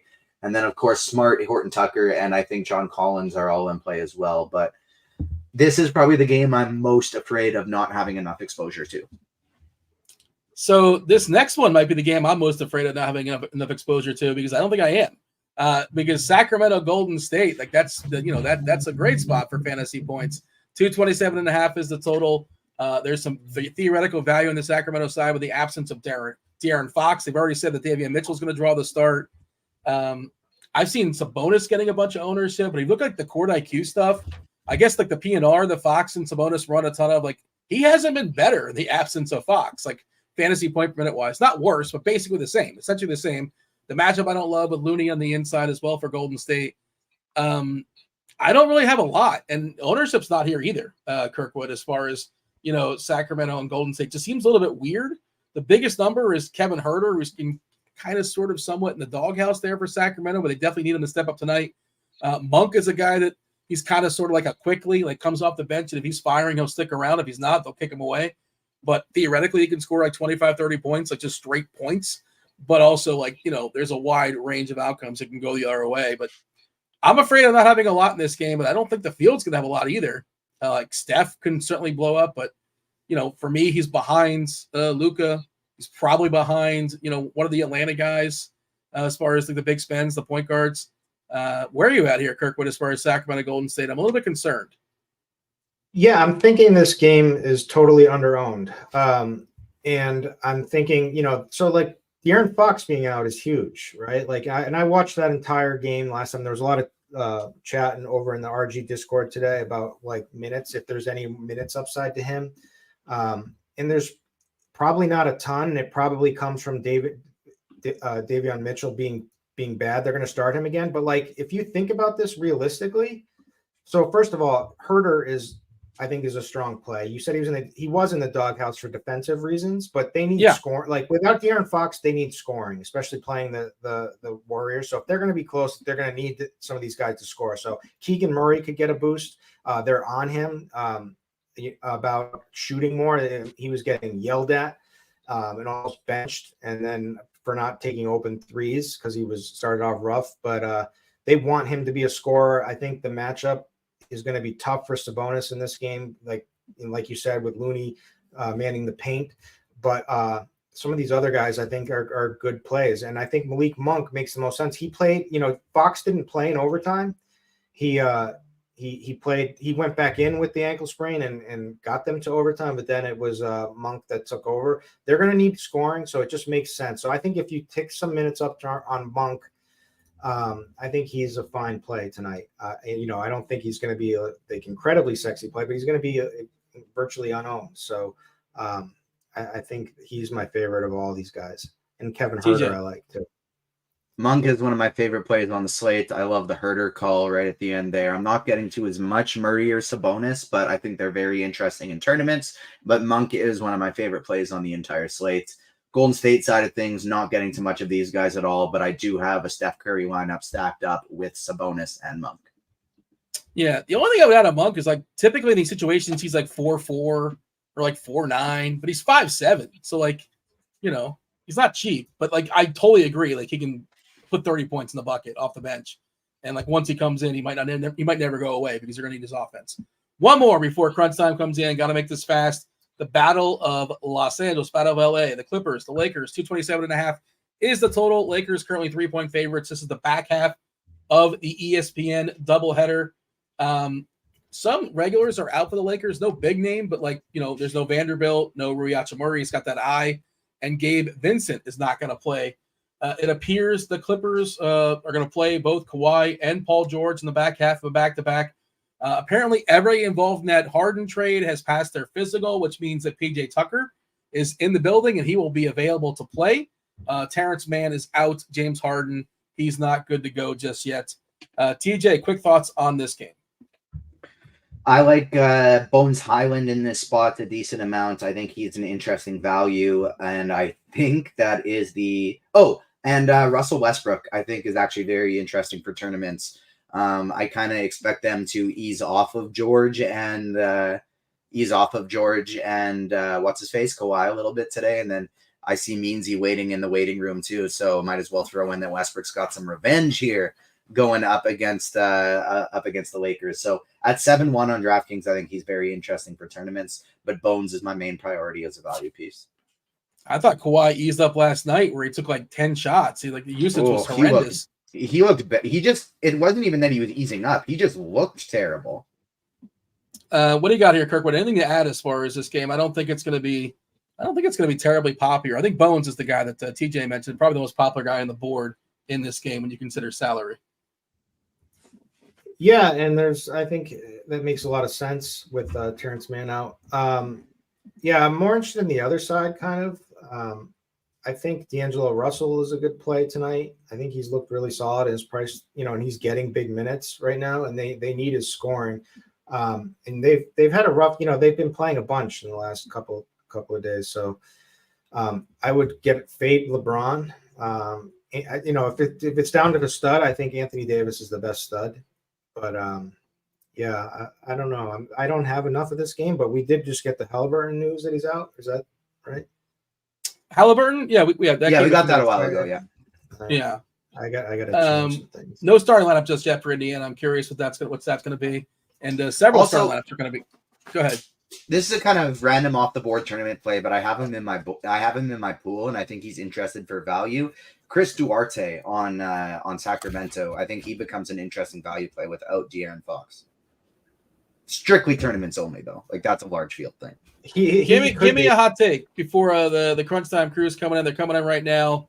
Kirkwood, give me a hot take. Give me something scalding, or make it as hot as you'd like. Feel free to be ambitious. I'm just going to give two that are real. I'm not going to force one, and I'm going to say that Cam Thomas is going to smash again tonight, and you're going to hate it. Put that in DFS terms. What does 50 that mean? real points. That was my hot take. 50 real points from Cam Thomas. Oh, really? Nice. We're on the same side. It's nice to see us two versus Dean. This is a lock. This could be a lock. Okay. And then I'm going to say that I love Desmond Bane tonight, especially if he's not going to get played much. We got Keith, we have Roth, we have Andy Means, and 2/3 of this show has deemed Cam Thomas the greatest shooter of all time, and they believe that he's going to continue shooting at like a 90% clip or whatever it is. So we'll see. Stay tuned. I believe math is a thing, and I think Cam Thomas is probably not the greatest shooter of all time, but stay tuned. What's up, Roth? Was Cam Thomas the dude who, was it last year or the year before, he just randomly was dropping 50-point games? Yes, whenever he got minutes, Roth. Yeah, right. I believe math is a I I got believe math another is a one. real You've thing now got too. three against Yeah. you, Dean. He's dropping 50. Andy, I help believe me. math is a real thing too, Dean, which is why I know he hasn't been shooting 90% from the field, and this Give or actually take. can continue. I was being hyperbolic. He's, you know who he's like? You said Jamal Crawford. He's like Rip Hamilton. That's how good he is. King That's of the not a great mid-range. compliment. He was like not Rip the great Hamilton. forward. He was an He was NBA fine, great. but like, He's going to be a Hall of Rip Famer, Hamilton. isn't he? Oh yeah, you're so off on that one if you don't think that's a compliment. He's like an elite NBA Without player. the defense. Andy Yeah. and Keith, feel free to chime in that, but you guys have a lot to dive into. A lot of body parts have been dropped as well as far as who's in and who's out. I think we've overstayed our welcome as is. You have a lot of work to do, Roth, with these boys because 42 minutes till tip off. More information coming in for myself, for Kirkwood, and for TJ. We appreciate you watching the first portion. Now, Roth, take it away. The start of the Fanduel sponsor, Crunch Time.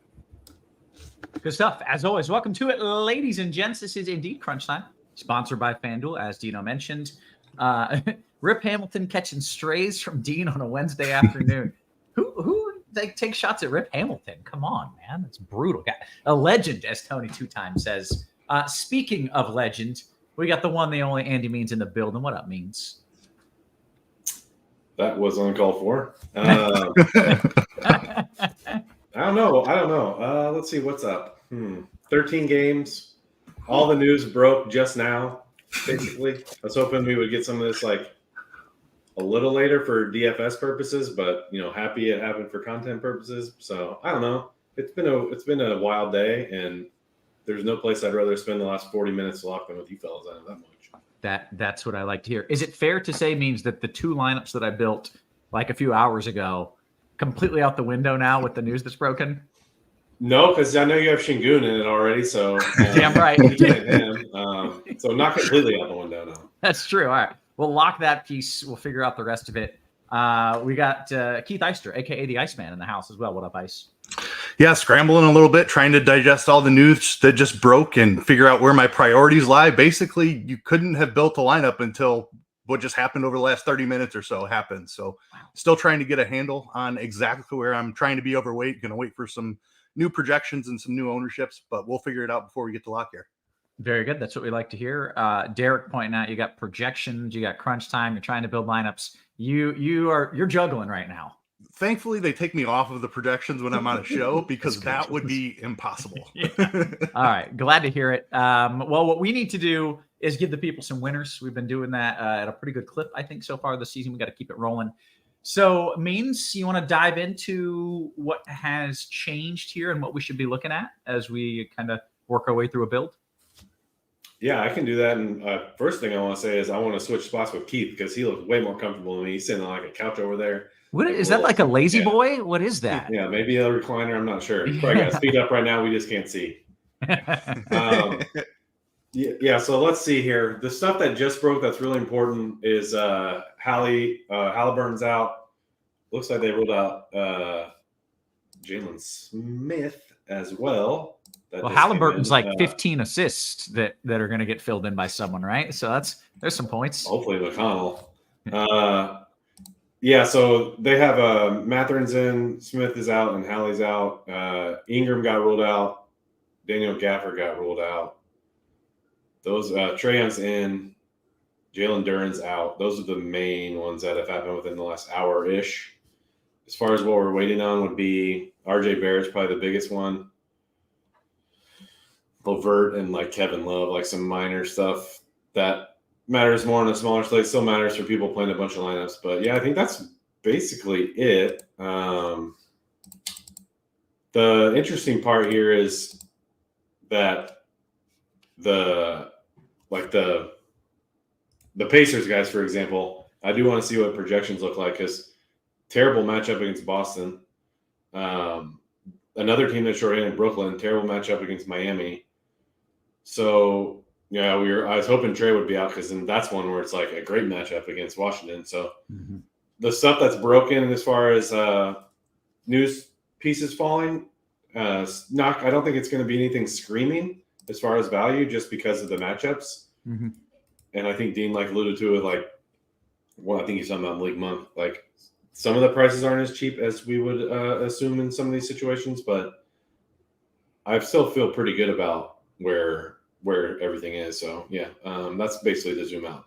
Okay, well then let's zoom in. Of course, we like starting on FanDuel because Crunch Time is sponsored by FanDuel. By the way, bet $5 on any money line, get $150 in bonus bets if your bet wins, and all customers get a profit boost every day. For new users in Arizona, Colorado, Illinois, Indiana, Iowa, Kansas, Louisiana, Maryland, Massachusetts, Michigan, New Jersey, New York, Ohio, Pennsylvania, Tennessee, Virginia, West Virginia, and Wyoming. Terms and conditions apply. Must be 21 and up. Gambling problem? Call 1-800-GAMBLER. Shout out to our sponsor, FanDuel, for keeping this show free for you guys. Hit us a little thumbs up so that we get some more eyeballs. Means, let's dive into a FanDuel build, if you don't mind. Did I get a little Ace Ventura there right before you read the states? A little. Did I detect that? A little bit. Yeah. All right. All right. So FanDuel, we'll just go position by position here and start at guard. So one thing here with the Pelicans, with no Ingram, like these prices are really affordable on their two main guys with him out. So like McCollum's 7-8, Zion is 7-8 also. Man, that's going to be tough to get away from. I definitely prefer Zion. Projections agree with that, but I think that's where you're starting. So cheap stuff would be Bones Highland. He is 4.7. As far as like uber spend ups, I would just go Trey in this spot. He's 8.8. Like I think we'll still see how stuff plays out as we get, in like to the 10 game samples or whatever.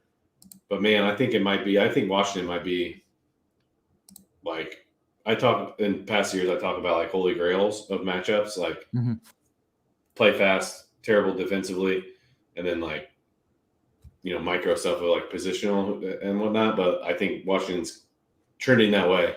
So, and Trey's under 9K. He hasn't been great this year, but we know he is generally like a 9K player and he gets the matchup boost. So I would say he's the priority if you're spending up above like McCollum, and he's 4K cheaper than Luka, who just gets 2 fantasy points per minute, apparently.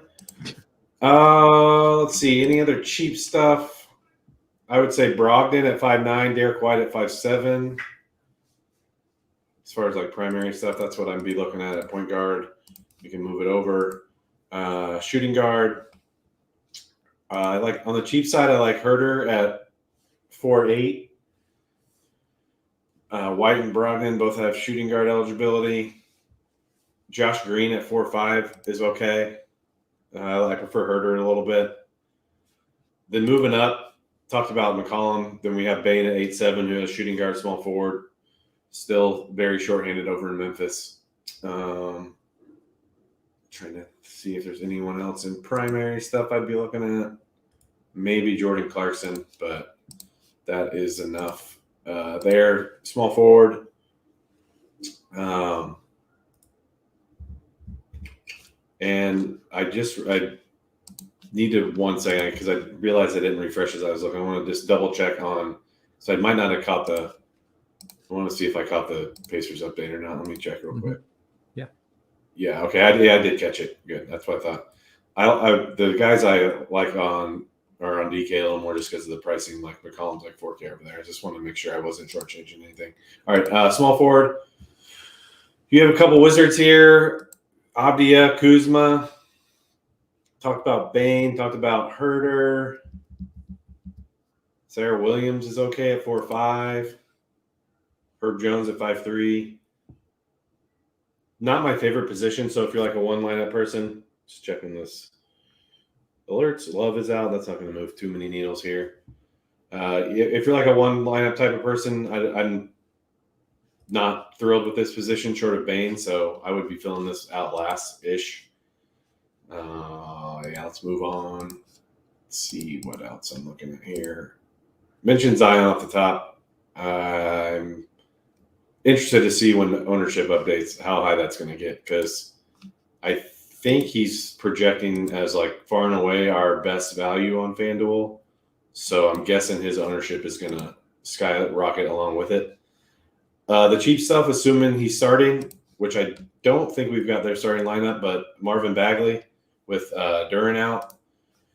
He's a great play on both sides. He would be my preferred cheap option here. He's really good per minute. 4.7. Really like him a lot. That I think those guys are going to garner a bunch of the ownership if I'm seeing this slate like I think I am. So I'll be curious to hear Ice's take on how he's handling those two guys specifically, this position specifically. Because, again, it's one of those – the Zion one will be tricky. The Bagley one, maybe less so, but there's a 13-game slate. And ownership, just because of some underpricing, I think is going to congregate there. So, like, from my perspective, like, you could look at, like, a Christian Wood pivot off of Bagley. You could look at, like, maybe a Ben Simmons pivot off of Zion, a Kyle Kuzma pivot off of Zion. But – and we'll talk about center here, but, like, Zion's only power forward eligible, so like that's an easy one for me. Bagley would probably be one of my first 2 or 3 guys in after that. So it's going to be like for cash games or like smaller field, high stakes stuff. I think those guys are going to be pretty obvious. Let's go to center. Talked about Şengün. I'm sure it's been beaten to death today as far as the matchup, but Charlotte is always a good matchup for centers. They're still playing fast. We'll see where they end up as far as their defensive metrics. They've been better than expected to start, but that could just be shooting variance, etc. I really care about them playing fast. So Şengün would be a really good play here. Easy to get. Let's see. If you're wanting something cheaper, Tillman, 6'2", moving down a little bit. Capella, I would say maybe a better ceiling. That might be a year or two ago. Capella talking in my head. Tillman might even have a better ceiling at this point. Some spin ups. I would say Jaren Jackson, Domantas Sabonis. I just would be shocked if anybody plays those guys at a frequent ownership or a high ownership, just because Şengün's projecting so much better. So, yeah. It's a pretty easy to make a build on FanDuel because you're getting like, oh, I can get Zion. Oh, he's 7'8". I can get McCollum and Ingram. He's like 7'8". I mean, it's a pretty easy build, assuming you don't play Luka, right? Which is going to throw a wrinkle if you want to play Luka. But yeah, that's about it. The trouble is, if you don't play Luka, he's going to go for like 80 or 90 fantasy points, and you're like, this makes this difficult. Should have played that guy. Yeah. Hey, we did get some news in the big man category here. Kevin Love has been ruled out, and I don't know if we care or how much we care. Means like someone in chat says, is Jacques the move? Jacques the move? I mean, he's been on a minute. Yeah. That's maybe you can just transition that in nice because I don't think, from my perspective, that's not going to move the needle much. The Love stuff. Excellent, perfect. All right, well then let's bring in the Iceman himself. Discuss what we're doing here on tournaments. Is a massive slate. And I felt like there wasn't a ton of chalk, but now I do with this injury news. And I'm curious how you're handling that. Yeah, I think that's an important point. Is a lot of the plays that we've been considering all day as like chalk are probably much lower owned than we were evaluating the slate at before. So guys like Şengün, I think, fall down a little bit. I do think that Zion jumps way up in ownership. Bane is a guy who is looking to be pretty popular. I'm not sure that he's going to be all that popular anymore. The Bagley stuff, he's just so cheap and he can do so much that I'll probably be overweight there. Still waiting on some ownership updates, but just kind of overall, there were definitely some games that I was targeting, assuming that we were going to get some value here. So just want to cover those real quick. Yeah, I like both sides of Portland and Detroit. Detroit has played really well this season. Portland has not played any defense in years. So there's some awesome tournament plays on Detroit now, especially with Duren out.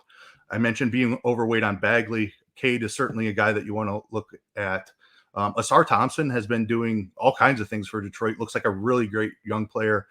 Rebounding has been better than expected. He is still too cheap for what he's been doing for Detroit, especially with Duren out. Washington, Atlanta, another game that I have circled. Meansy mentioned that matchup here for Atlanta against Washington. They're looking similar to the Spurs team that we've targeted all of last season and again into this season, in that they play really fast and they're awful on defense. So love Trey and DeJounte there. Capella is one of my favorite plays on the entire slate. Daniel Gafford is out on the other side. Washington just does not have any rebounding. Like Capella could be up in like the 12 to 15 rebound range in this spot pretty easily. I know he doesn't play a ton of minutes, but I love the upside even in limited minutes for Capella. Charlotte, Houston, just two teams that play fast and don't play defense. Love both sides of that. I would say on the Charlotte side, it's probably Terry Rozier as my favorite play over LaMelo, since they're keeping him in like the low 30s minutes. I love Brandon Miller off the bench as well. Dude's been getting a ton of usage. The Houston side, Şengün is an absolute smash. I don't care what the ownership is. I want to make sure that I'm overweight on Şengün. I like Jalen Green a decent amount as well. And then Sacramento Golden State, I think, is the game that is just kind of being forgotten about because we got the Fox news like 2 days ago. But I think like all this news is just breaking now. People are not quite realizing that De'Aaron Fox, or they're forgetting that De'Aaron Fox is out for Sacramento. Sabonis doesn't get that big of a boost, but I'm still playing him just because of like he could be the guy in this spot. Historically, for what it's worth, though, he has not received a huge boost without Fox. So I'm very interested in guys like Malik Monk, who I think could pick up a ton of usage in this spot and fall into a few more minutes. Keegan Murray is a guy that I love on Sacramento, has been shooting the ball a lot more this season. And then Golden State, it's pretty much just Steph for me. But I think that Sacramento Golden State game is going way overlooked. Very good. Okay. Anything you want to add? Do you want to go position by position here, or would you rather hold that for DK? Let's see if we can get some ownership. That's going to definitely guide some of my decisions here in the last couple of minutes. Like, I'm not sure if we got another update here, but very curious to see where guys like Şengün and Bane land, Triple J, even Zion, of course, one that I'm monitoring, but definitely want to keep an eye on some ownership here. Okay, great. Means let's kick it over to DK. I'm looking at my build. I have some dude named Podziemski in my build, and I'm pretty sure that is not okay. Yeah, you should X that one out. Yeah. I'm clicking the X button now. I'm going to need your help. I assume there is better value than Podziemski out there now. I mean, I can't even spell that like looking at it. Like I would get it wrong looking at his name and saying it out loud. He was a preseason darling, but I don't think he's in play on this slate. No, I don't think so either. So let's rebuild, let's retool. What are we doing on DK? Again, there are some guys like I thought Lonnie Walker was going to be super popular, but I just don't know where these guys stack up now with some of this new news. Yeah, I don't think he will be now. We did get the Pistons starting lineup, and Bagley is starting. So that's good information to have. I just like touching up my DK build while Ice was talking. Mm-hmm. And I had what I really liked and was wanted to pivot to some McCollum, but I need some freaking shooting guard eligibility on all these guys I like, and all of them are freaking point guards. So, yeah, we'll talk it through. Okay. And I just refreshed when I said something, and we still don't have a projected ownership update. So hopefully that comes in while I'm talking, so I can get that fired up. Yeah, so I like a bunch of point guards on DK, and none of these guys have shooting guard eligibility. So upsetting. So like Luka, Trey, McCollum, and McConnell, all point guard only. And I want to throw my phone out the window right now because I just need one of them to have shooting guard eligibility. I really like all those guys. I'm not disputing this or anything. I'm glad to see, like, if you're playing tournaments tonight, I want to see what that McConnell ownership comes in at, because he's not projecting well at all, like not that great.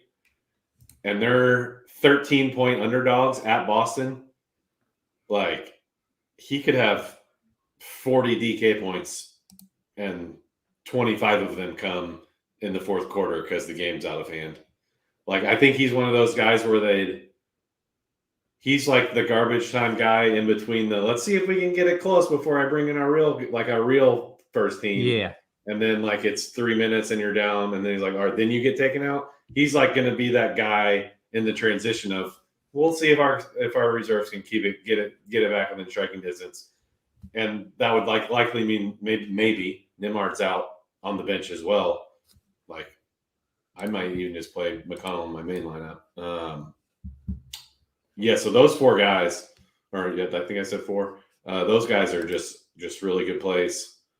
Cam Thomas has shooting guard eligibility. Maybe he's the guy I'm going to look to just get to, especially with DSJ rolled out, which I guess Brogdon is a decent cheap play. Let's go start going to talk about shooting guard as well. Just bring that in as well.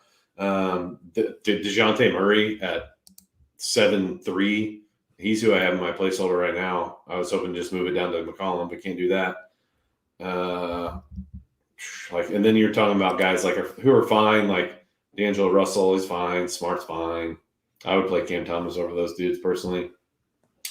Bane is shooting guard only. That's a good example. I would think of what Ice was talking about, how guys we thought were chalky throughout the day probably aren't going to be as chalky now. Mm-hmm. The Pelicans, the rookie Jordan Hawkins, I think if you need cheap stuff, I think he would be the first guy I'd come to, assuming he's starting again for Ingram. Started last game, played really well. So he would probably, if you're going cheap, he's who I'd be looking at. And he's only 3.8. So Roth, maybe, I don't know what your whoever Brandon Krzyzewski was. Maybe, I don't know if he had the same eligibility. Just plugged in your boy Hawkins right as you said that. That's who I want. Thank you. Let's go to small forward. Oscar Thompson, 5'8". I mean, try your best not to be a game log watcher, because if you do, you're just going to play him. Like, if you look at his game log, you will just click on it and not even consider playing anyone else, because he's been consistent, floor, ceiling, whatever you want through 3 or 4 games, whatever it is. So really like him. His price tag, Shaedon Sharp's fine. I would prefer to play Thompson for 200 less.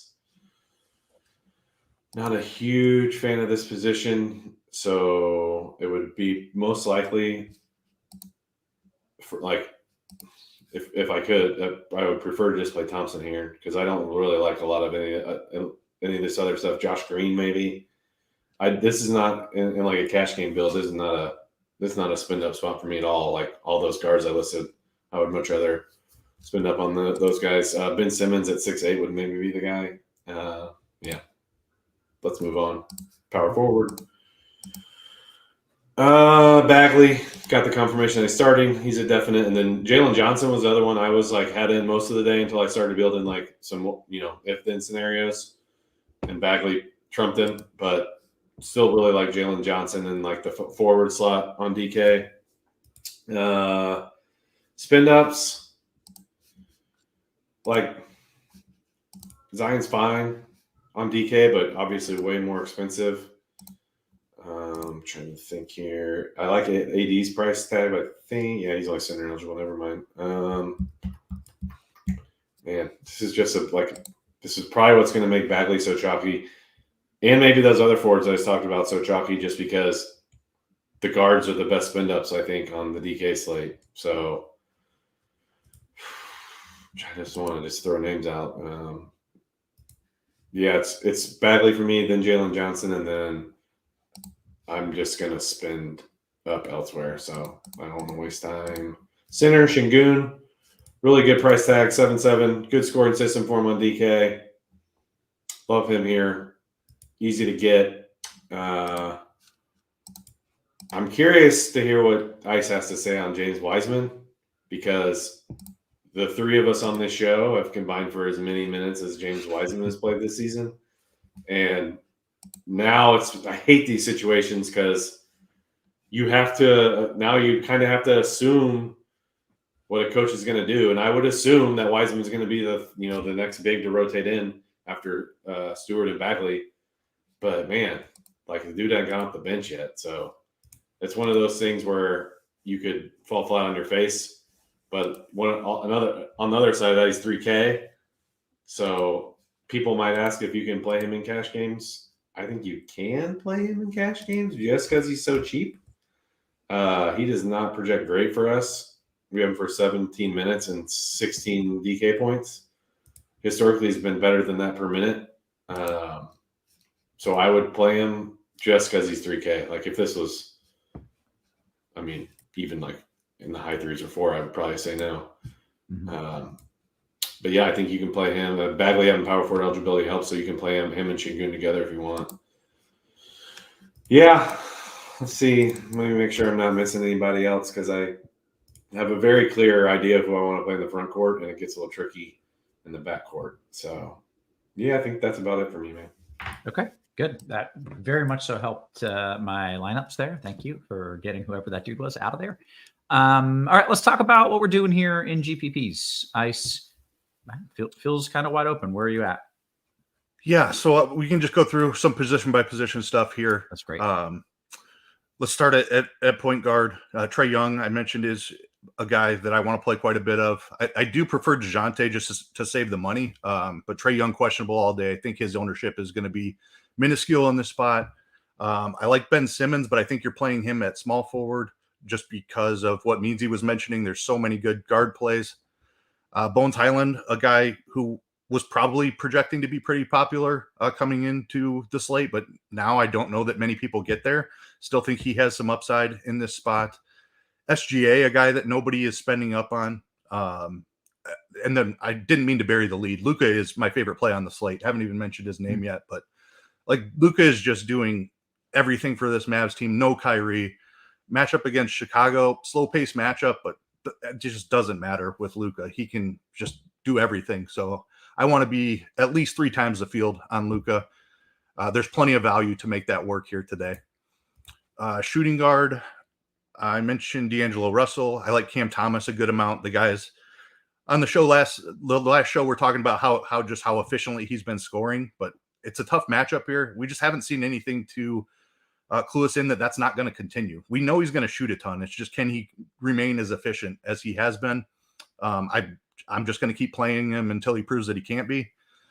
Jalen Green, a guy I like in a fast-paced game. Shaden Sharp, a guy I like on the other side of chalkier Detroit stuff. I love the Jordan Hawkins call. I'm very much on that to save some salary.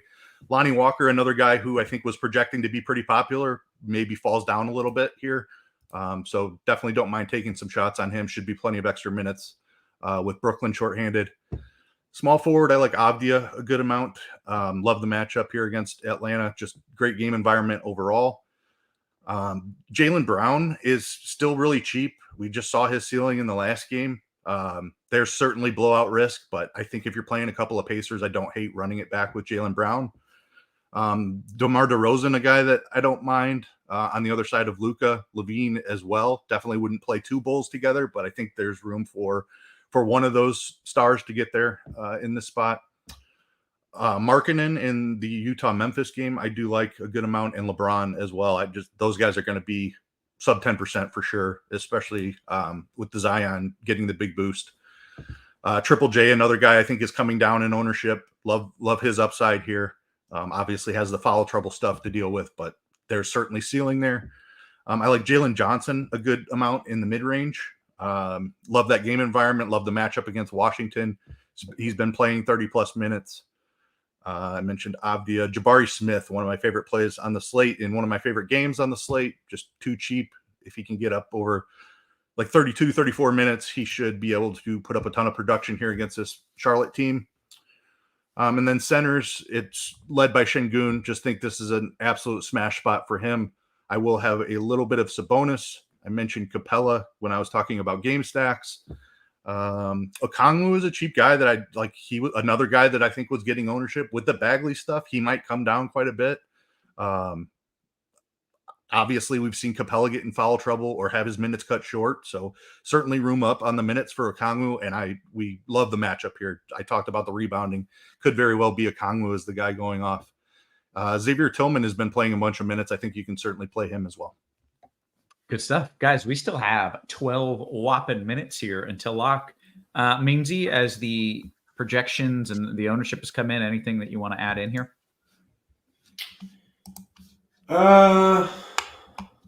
Let me look at ownership because I just fine-tuning my lineup. Yeah, you're good. Let's see here. Bagley, 40% on DK. Yeah, go ahead. And also, as you look at the core plays, is there any breaking news or the news that we've gotten over the last 30 minutes that makes you say, like, this dude is a core, like this guy's got to be in your lineup for cash specifically? If I was doing that today, I would say Bagley would be one. He'd be the first person I put in on DK. I think Şengün would be the second person I put in on DK. I think those would if I was just off the top of my head, those would be the two I would put right now. And you got Zion in your lineup? Not on DK. Oh, I do not. Okay. Right. No. Yeah, I think I'm going to play Luka on DK. And he's pretty. You have to play like and this is all. I mean, I could just fall on my face on this one. And I don't know if I wasn't paying attention, but when did we lose Ice? Well, okay, there he is. He's back in the chat. I was like, what the hell happened? I'm higher on McConnell just because I was just, this might be, since we have just like 1 or 2 minutes, but I was looking at, like, for people who don't know about the Court IQ tool, like I was looking at last season without Hallie and with Nimard. So I wanted to make sure, because you can do on the Court IQ now, you can do by games, which is a big deal because I want to know when these guys were available and when these guys were not available. Mm-hmm. So, like, I think McConnell is at like 35 DK points per game with Hallie out and Nimhard in. So, obviously, I'm sure there's plenty of other stuff involved in that, and that's what projections are for. But, like, I think there's a lot of hidden upside here, and I think his floor is safe just because there's no Hallie. So I'm higher on him. And since he's 4K, my point was I can get the Luka easier because I can play that Hawkins dude. I can play Wiseman if I want. I can play Jalen Johnson and Thompson. Those guys are sub 6K. So that's kind of what I'm looking at. That's basically where I've landed in the past few minutes. Okay, very good. By the way, we should note we've got the NBA yearly premium sale going on right now. Our amazing suite of premium offerings right here at RotoGrinders. For a limited time, you can lock in a full season of NBA premium at a $50 discount. Everything from lineup HQ access with up-to-the-minute premium projections and ownership, fantasy pick'em tool for prize picks if you're into that, underdog, a lot of other stuff.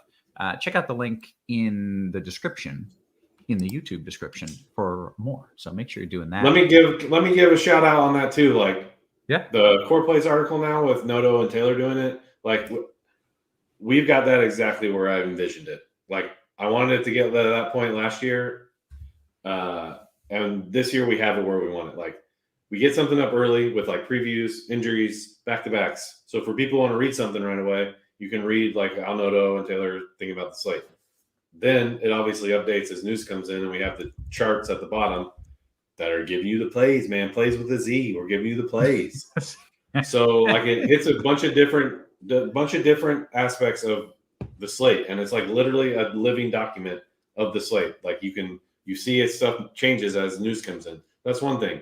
And Squirrel won a milli like a month ago. He got second place in the MLB live final at DraftKings. Like, he's literally going to buy the company soon at the rate he's going with his DFS winnings. And he's writing an article on Tuesdays and Thursdays. So, like, what are you doing if you haven't bought premium yet? What are you doing? That was well said. I especially like the plays with the Z. That was the highlight for me. All right. Alan says Core Plays live.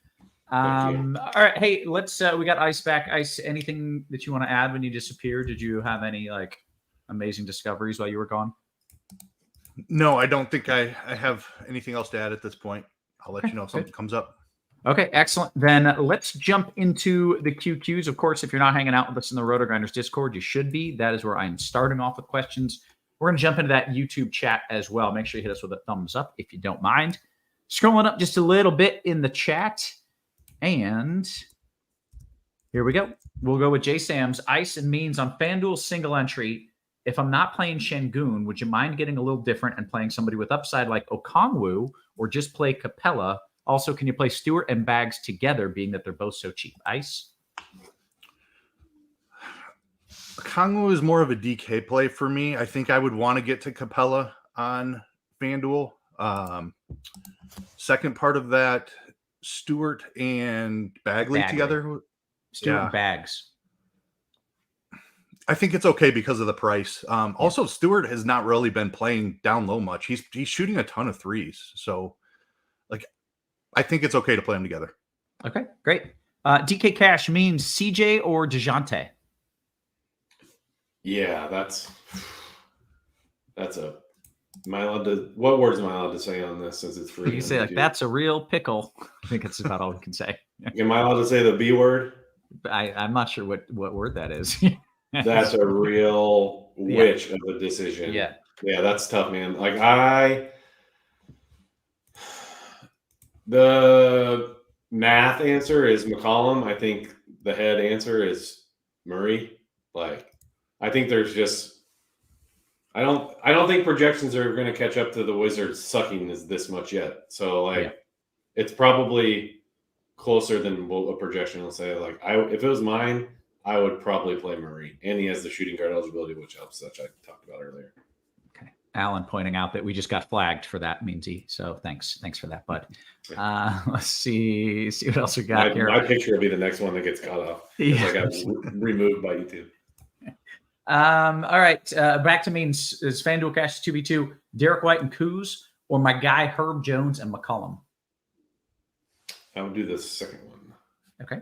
DKGPP. Ice, can I play Thompson and Bags together? Very similar to the Stewart Bags question. I think it's okay. The pricing is cheap enough on those guys. I wouldn't be too worried about the negative correlation there. So, yes. Okay. Chinatown says, your opinion on the 4 stars in the Battle of LA tonight. Who's good for cash? Who's the most volatile and likely to bust? Means the 4 stars. I think there's 5. I think Westbrook counts as a star, but maybe I'm wrong. Yeah. I would say AD is the safest for cash, and the Clippers are the most likely to bust. Like, who the hell knows what they're going to do? Like, they have these new rules about like this. Yeah, like they have these. The NBA has these new rules about like you have to have one of them available for back-to-backs or whatever it is. And so, like, what could they possibly have up their sleeve to like try to like meet the rules but not have them play much? Who the hell knows? Mm-hmm. But they also have like a really long break after this game. Long story short, the Clippers are not my favorite in that game. Yeah. Okay, great. Means, are you concerned with Abdia's minutes, and is he a cash play on FanDuel? No, I'm not concerned. Yes, he is a cash game play. Very good. DKGPP. Oh, see, this makes it so hard. All right. Jeff says Luka Bones or Trey Bain. Wow. Yeah, that's tough. I'm on the Luka train tonight. I love the spot for both of those other guys, but Luka is my priority. Okay, great. True or false? Ice, Luka gets a triple-double versus Chicago tonight. True. I missed a question here from Mike. FanDuel GP. I'm in agreement, by the way. Triple-double incoming. FanDuel GPP. Can you guys throw out a couple 4,500 and under scrubs for those of us going with the Roth build? Yes. Yes. Do we have which site? This is FanDuel GPP. Ice, you got some cheapies there, 4,500 and less. Let's see here. 4,500 FanDuel. Oof. That's really low on FanDuel. Wiseman is certainly in play. Who knows what his minutes are going to look like? I think it's very unlikely he gets more than like 20 minutes, but he can smash in a short amount of time. I got Josh Green is in play. Jordan Hawkins, we talked about. Definitely, he'd be my favorite one. Royce O'Neal should play a ton of minutes. Go ahead, Meansy. That's one. I was going to say him just because wasn't he chopped like the last game and he sucked? Yep. Is that accurate? Yeah. I mean, that's not news, but like getting to someone who was just chalky, like I think ownership will be even lower than it says just because people remember him busting. So like it makes no sense for him to kill tonight against Miami, which is all the more reason why it's, good idea to take him.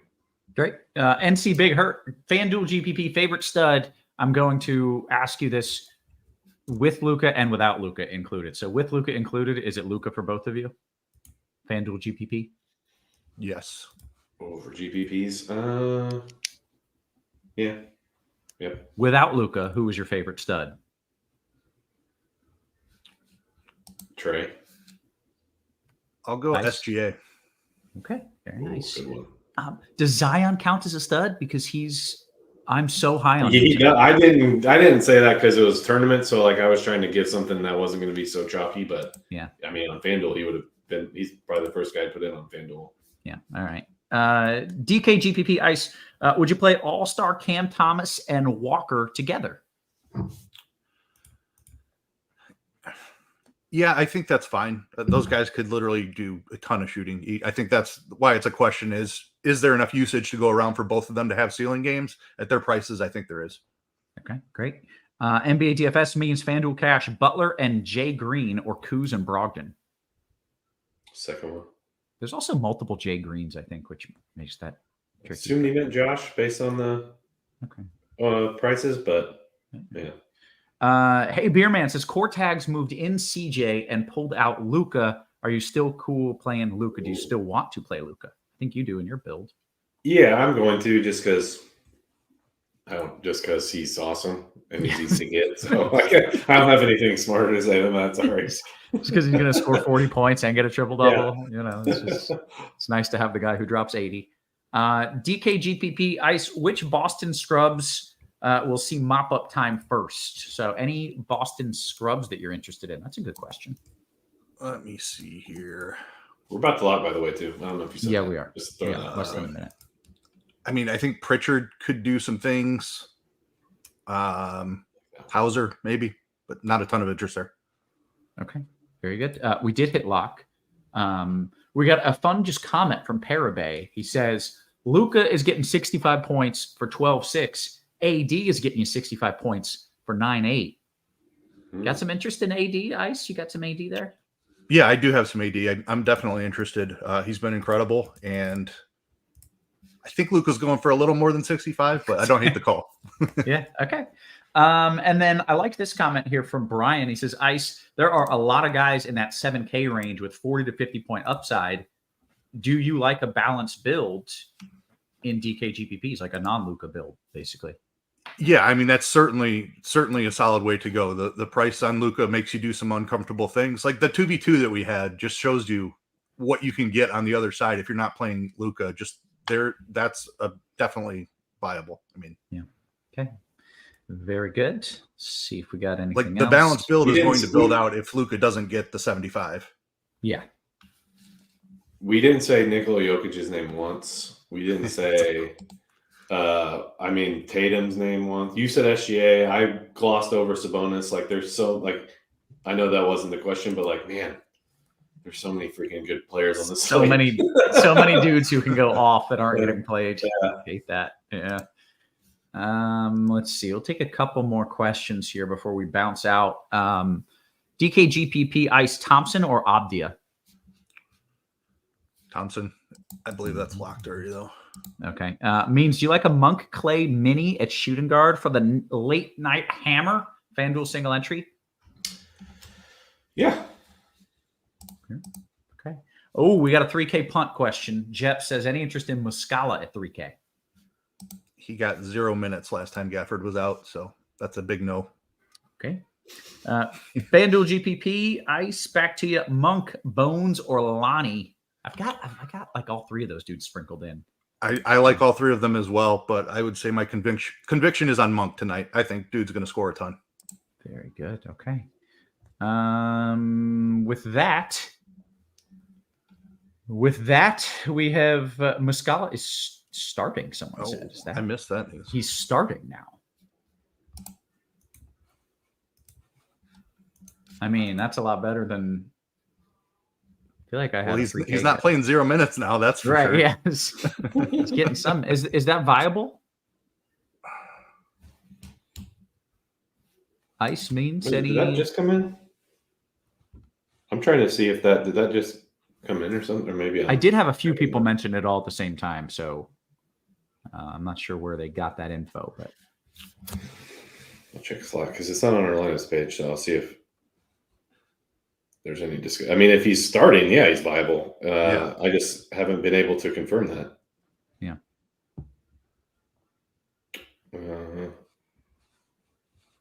Yeah, I still don't know yet. So he's To answer the question, if he's starting, he's viable because he's min price and he shoots the shit out of the ball. So if he's starting, he's viable. I'd still be concerned about minutes. Like I could see him start and play 15 minutes still. Yeah, not out of the question. Mm-hmm. Okay. Yeah, we are getting confirmation he did start. Okay, we're gonna bounce. Did get a couple people saying rest in peace to the general. Bobby Knight passed away. Maybe that happened during the show. Are you serious? Yeah.